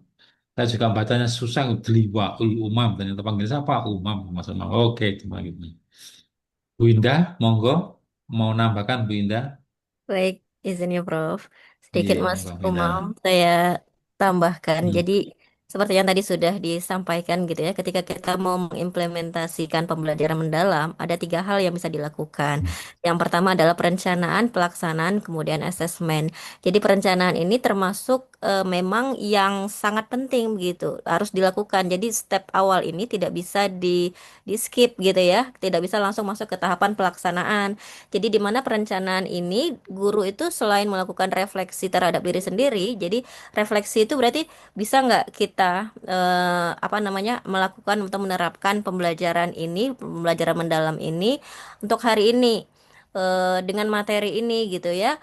Lalu karakteristik peserta didiknya seperti apa? Seperti yang sudah disampaikan Prof. Ahmad dan Bu Wiwin tadi. Materi pelajarannya apa nih untuk hari ini? Kemudian sumber dayanya dan mitra pembelajarannya. Jadi aspek-aspek yang di tahap perencanaan itu ketika memang dilakukan dengan benar gitu ya, tidak ada yang apa namanya yang terlewat begitu. Nah, dia akan menjadi suatu bekal yang baik sebelum melakukan pelaksanaan, sebelum beranjak ke tahapan berikutnya yaitu pelaksanaan dan asesmen. Jadi memang perlu diperhatikan tahapan-tahapan tersebut begitu.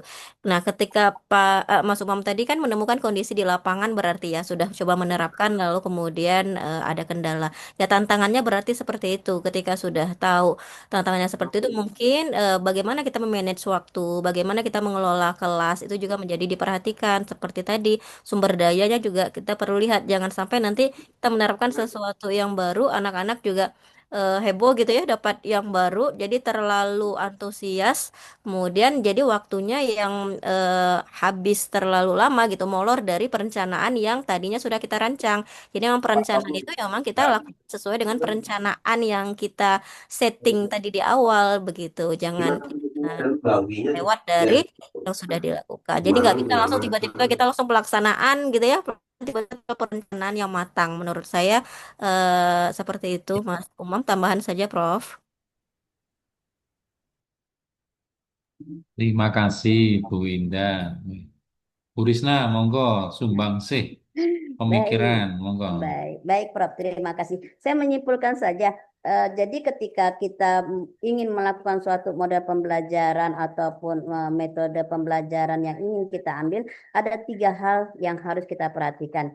Kondisi siswanya, karakteristik materinya, dan kondisi gurunya sendiri. Kalau kita belajar dari Prof. Didi dari UPI, itu ada segitiga didaktis yang mempertimbangkan ketiga hal ini sebelum kita membuat perencanaan pembelajaran. Jadi memang betul yang dikatakan Prof. Ahmad tadi, karakteristik materinya seperti apa, kondisi siswa kita mampu tidak untuk bisa melakukan kegiatan pembelajaran ini, dan bagaimana gurunya, apakah kita bisa cukup waktunya, bukan hanya sekedar materinya yang kita bisa ajarkan, tetapi juga apakah waktunya cukup, apakah peralatannya memenuhi gitu ya. Jadi memang 3 hal ini perlu kita perhatikan sebelum kita merancang pembelajaran. Jadi saya hanya melengkapi saja Prof dari semua yang tadi, dari Prof. Ahmad, dari Bu Wiwin, dan juga dari Bu Indah. Terima kasih Prof. Terima kasih. Terima kasih Bu Risna dan semuanya. Ini sudah ada yang resen lagi nih.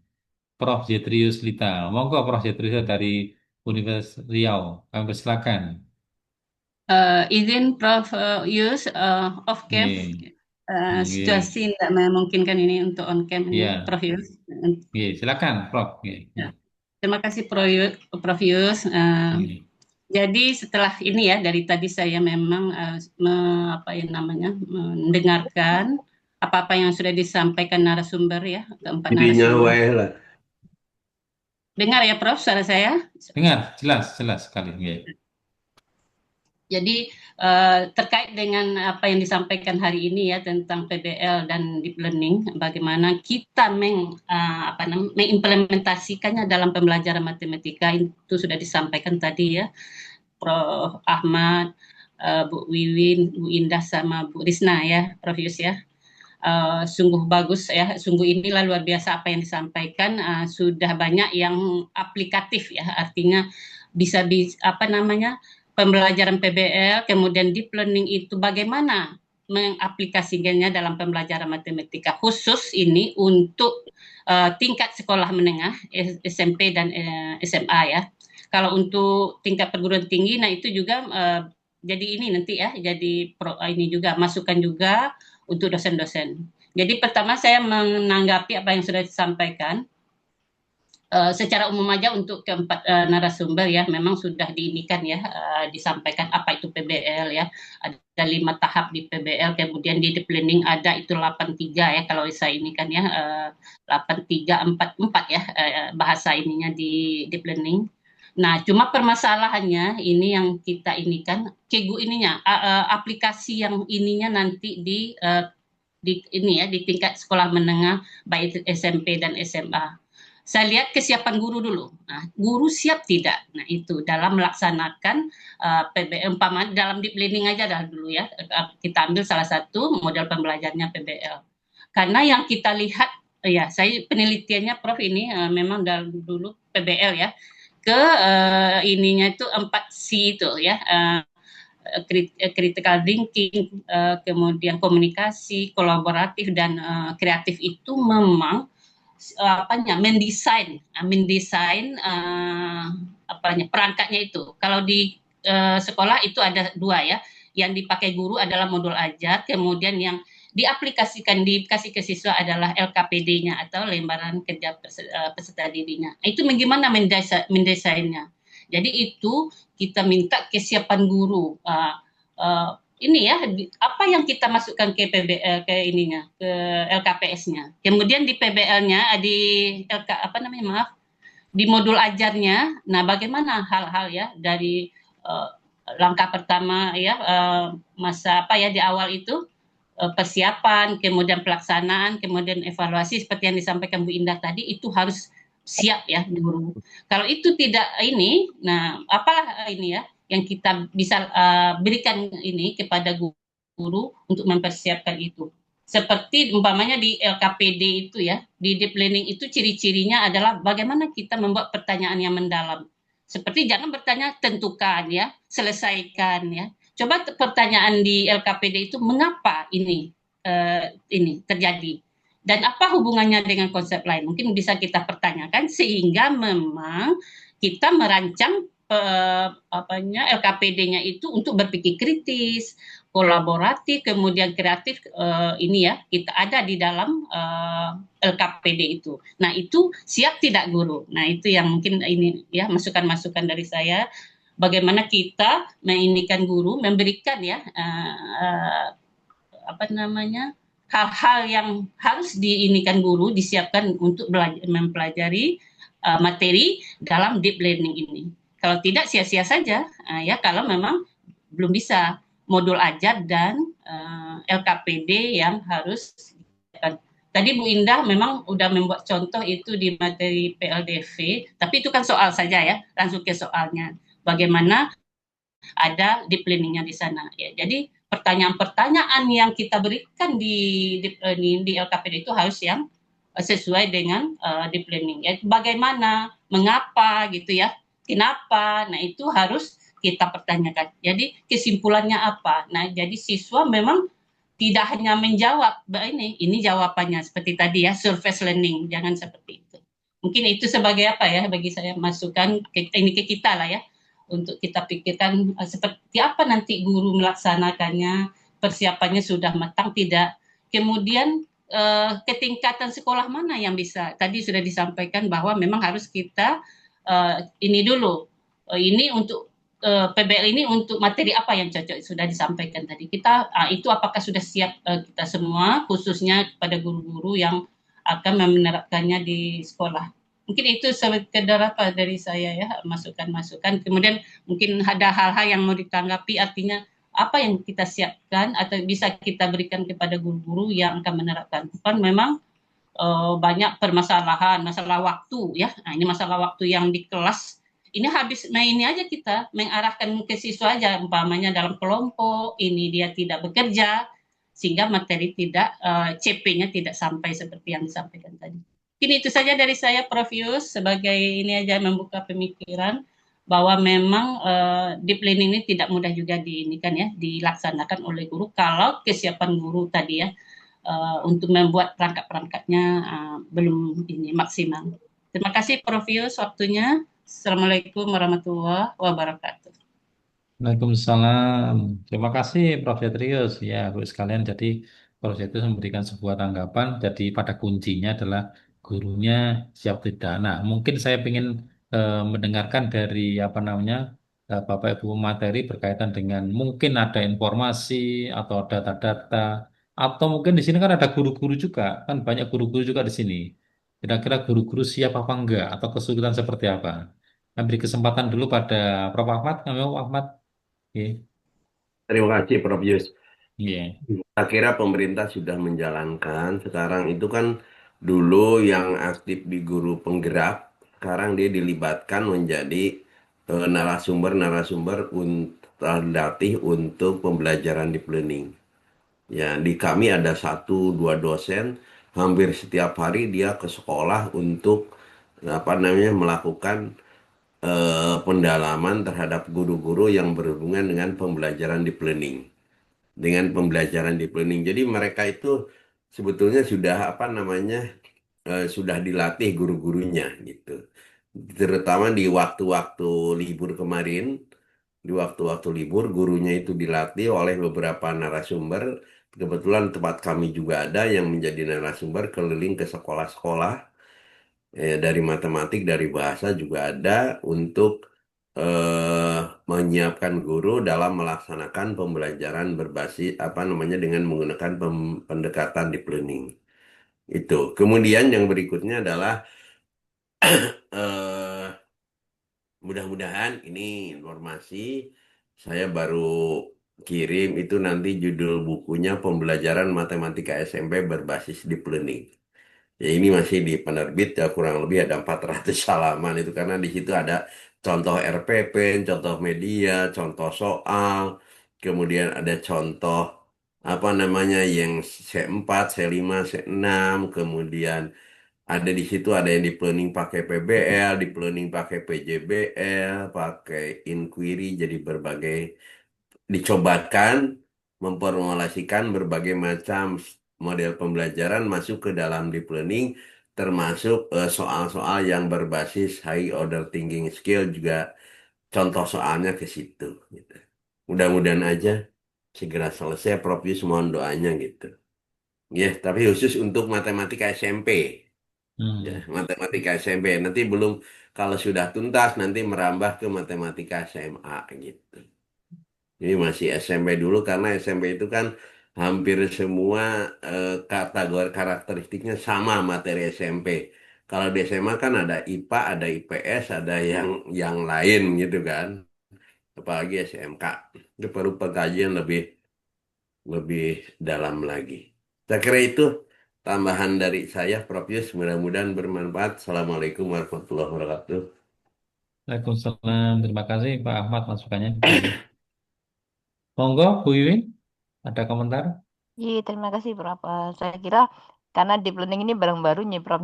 Tapi sejauh yang saya pahami, bahkan termasuk di mahasiswa kami pun mereka antusias untuk membahas ini gitu ya. Di kelas-kelas mereka sering mendiskusikan karena mereka ya mau nggak mau harus mengikuti aturan yang baru. Kalau kalau yang saya dengar dari mereka, mereka tidak terlalu merasa kesulitan dengan deep learning ini karena kan sudah jelas nih materi-materi mana yang bisa digunakan untuk deep learning gitu ya.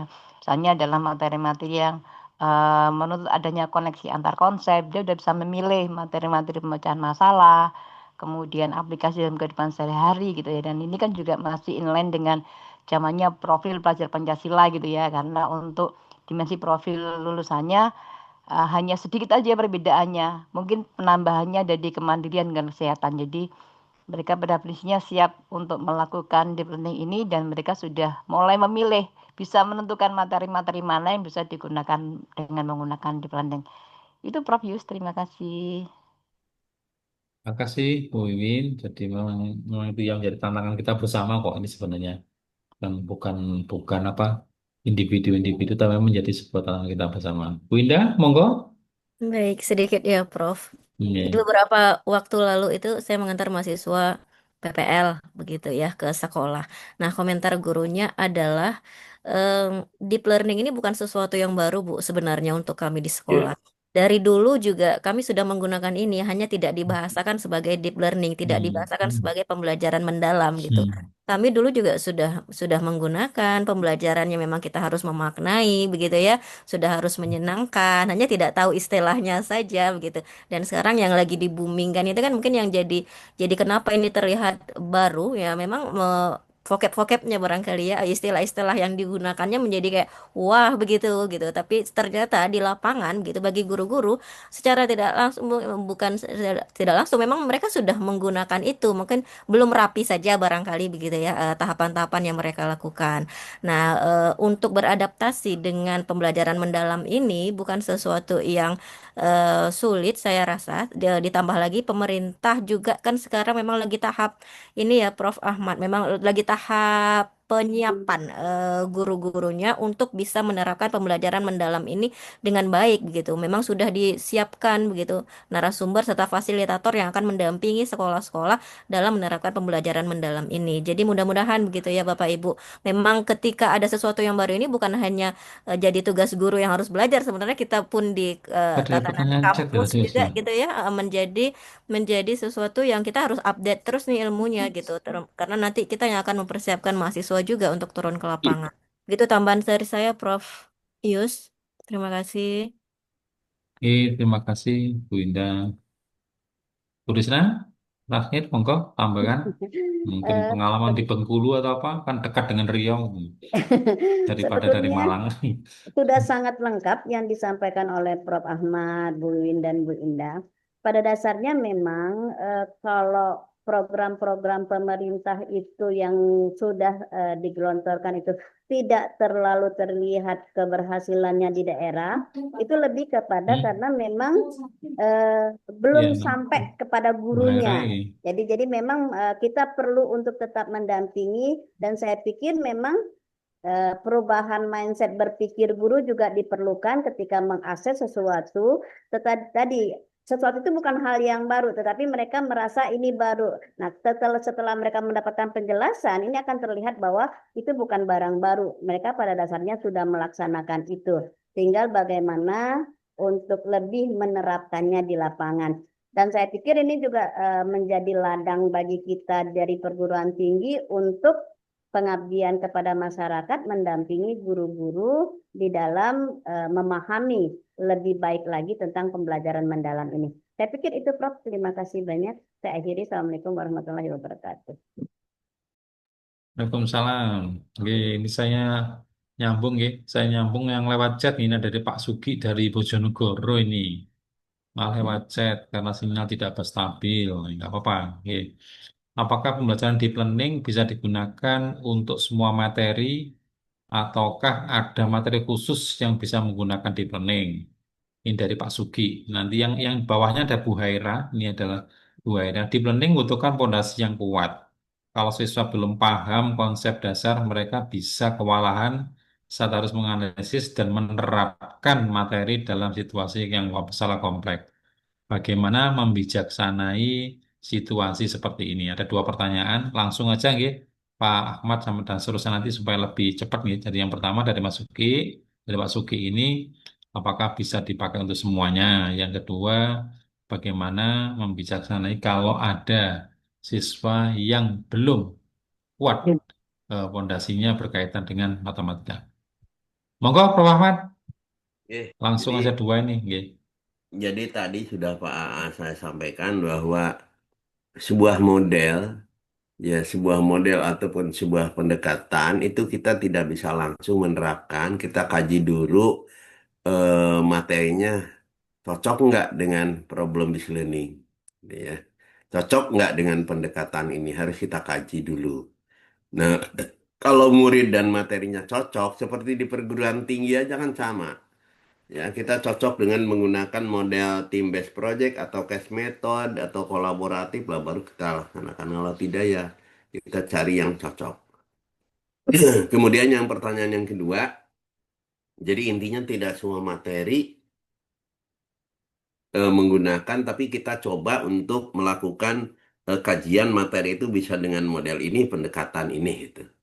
Terus yang kedua adalah tadi eh, apa namanya dari sisi kalau dia belum kuat dengan konsepnya nanti nggak akan tuntas dan sebagainya gitu. Intinya kan gitu. Nah, Bapak Ibu guru itu kita mengajar dalam sebuah materi itu ada yang sifatnya penanaman konsep dan pengembangan konsep. Penanaman konsep dan pengembangan konsep. Nah, untuk hal-hal yang sifatnya penanaman konsep itu kita lihat penanaman konsep bisa ngambil dari kehidupan sehari-hari atau tidak. Kalau tidak ya kita kembali ke pembelajaran yang menggunakan pembelajaran langsung itu. Nah, baru nanti lari ke pengembangan konsep dengan menggunakan pendekatan ini dengan menggunakan model yang lain. Nah, itu. Jadi kita lihat ada penanaman konsep dan pengembangan konsep. Ya kalau untuk mengembangkan konsep, insya Allah semua dengan menggunakan problem based learning bisa. Nah sehingga nanti kalau konsepnya belum matang dari awal berarti kita harus lihat bahwa ini adalah sifatnya penanaman konsep. Contoh sederhana, Bapak Ibu coba bagaimana caranya ngajarkan limit di SMP SMA, di SMA ngajarkan materi limit dengan menggunakan problem based learning. Coba Bapak Ibu. Sudah ada ide nggak? Ngajarkan limit ya dengan menggunakan problem based learning, pendekatannya deep learning. Nah, kita harus kaji, oh di sini berarti belum bisa, maka kita menggunakan apa namanya pembelajaran yang langsung karena ini sulit untuk kita kembangkan dengan menggunakan eh, problem listening atau pendekatan lain. Itu salah satu contoh kasus misalnya kita mengajar tentang materi limit untuk di SMA. Kalau materi limit masih ada di SMA, kita sulit dengan menggunakan problem based learning dan sebagainya gitu. Saya kira itu Prof. Yus, mungkin yang lain monggo. Terima kasih. Assalamualaikum warahmatullahi wabarakatuh. Waalaikumsalam. Oke, terima kasih Prof. Ahmad. Jadi memang seperti itu sekalian ya. Kadang-kadang kalau bahasa Jawanya tidak bisa dikebiah-uyah kabeh gitu sama itu sama pasti ada vila-vila kita harus bisa memilih dan bisa memilah. Oke, terima kasih Prof. Ahmad. Oke.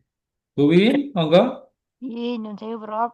Menambahkan saja, jadi kalau Oke. untuk pertanyaan Pak Sugi nih, apakah belajar di penting bisa digunakan semua materi? Tentunya tidak, Bapak ya. Jadi kalau misalnya Bapak hanya ingin menyampaikan operasi dasar hitung, ya mungkin cukup surface learning gitu ya. Tapi kalau Bapak ingin menyampaikan materi, kemudian pembuktian atau koneksi hubungan antar konsep yang satu dengan konsep yang lainnya, pemecahan masalah gitu ya, aplikasi dan kehidupan sehari-hari tentunya akan sangat mungkin dengan menggunakan deep learning. Itu aja Prof, tambahan saya. Terima kasih. Oke, terima kasih Bu Wiwin. Oke. Langsung ke Bu Indah. Monggo Bu Indah. Baik, Prof. Kalau untuk pertanyaan pertama dari Pak Sugi ya, saya setuju dengan Prof. Ahmad dan Bu Wiwin. Jadi tidak semua materi dapat digunakan atau diterapkan pembelajaran mendalam ini gitu. Apalagi di tahap-tahap awal gini gitu ya. Jadi butuh memang penelaahan terlebih dahulu gitu. Materi mana yang sekiranya bisa digunakan untuk pembelajaran mendalam ini. Nanti ketika di lapangan, ketika implementasinya nih baru kan terasa ya Bapak Ibu semua yang di lapangan di sekolah gitu. Ini materinya cocok atau tidak menggunakan deep learning dengan berbagai pertimbangan yang tadi sudah dibicarakan termasuk waktu gitu tadi ya, kesiapan siswa dan lain sebagainya.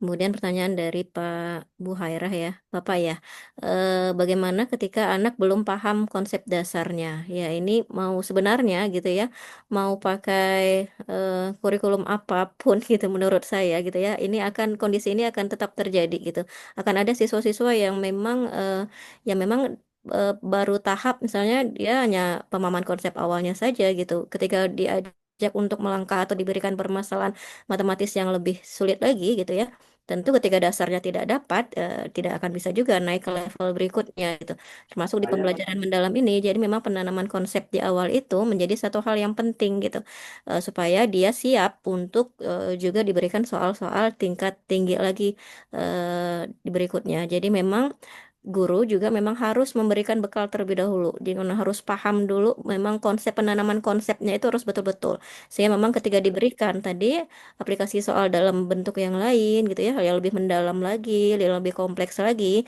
siswa juga siap gitu ketika di otak-atik permasalahan matematikanya dalam bentuk apapun ya dia bisa asal tadi konsep awalnya, konsep dasarnya dia sudah temui gitu. Jadi seringkali diskusi dengan teman-teman begitu ya yang tidak berlatar belakang matematika suka tertarik sekali begitu melihat di media sosial itu kan banyak banyak tayangan yang rumus cepat, cara cepat begitu ya.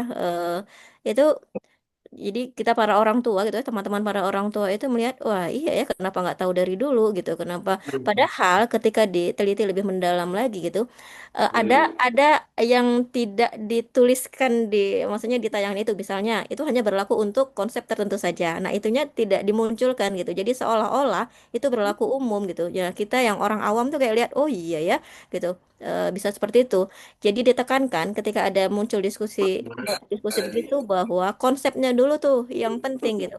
Kalau perhitungan saja atau rumus-rumus cepat tuh saja itu bagian kecil aja dari kemampuan matematika yang diharapkan muncul di siswa gitu. Yang penting itu adalah bagaimana penanaman konsep ini bisa mendalam di siswanya gitu bisa lebih matang. Jadi mau di otak-atik seperti apapun dia akan bisa dan siap untuk soal seperti apapun begitu. Itu tambahan dari saya Prof. Yus. Terima kasih.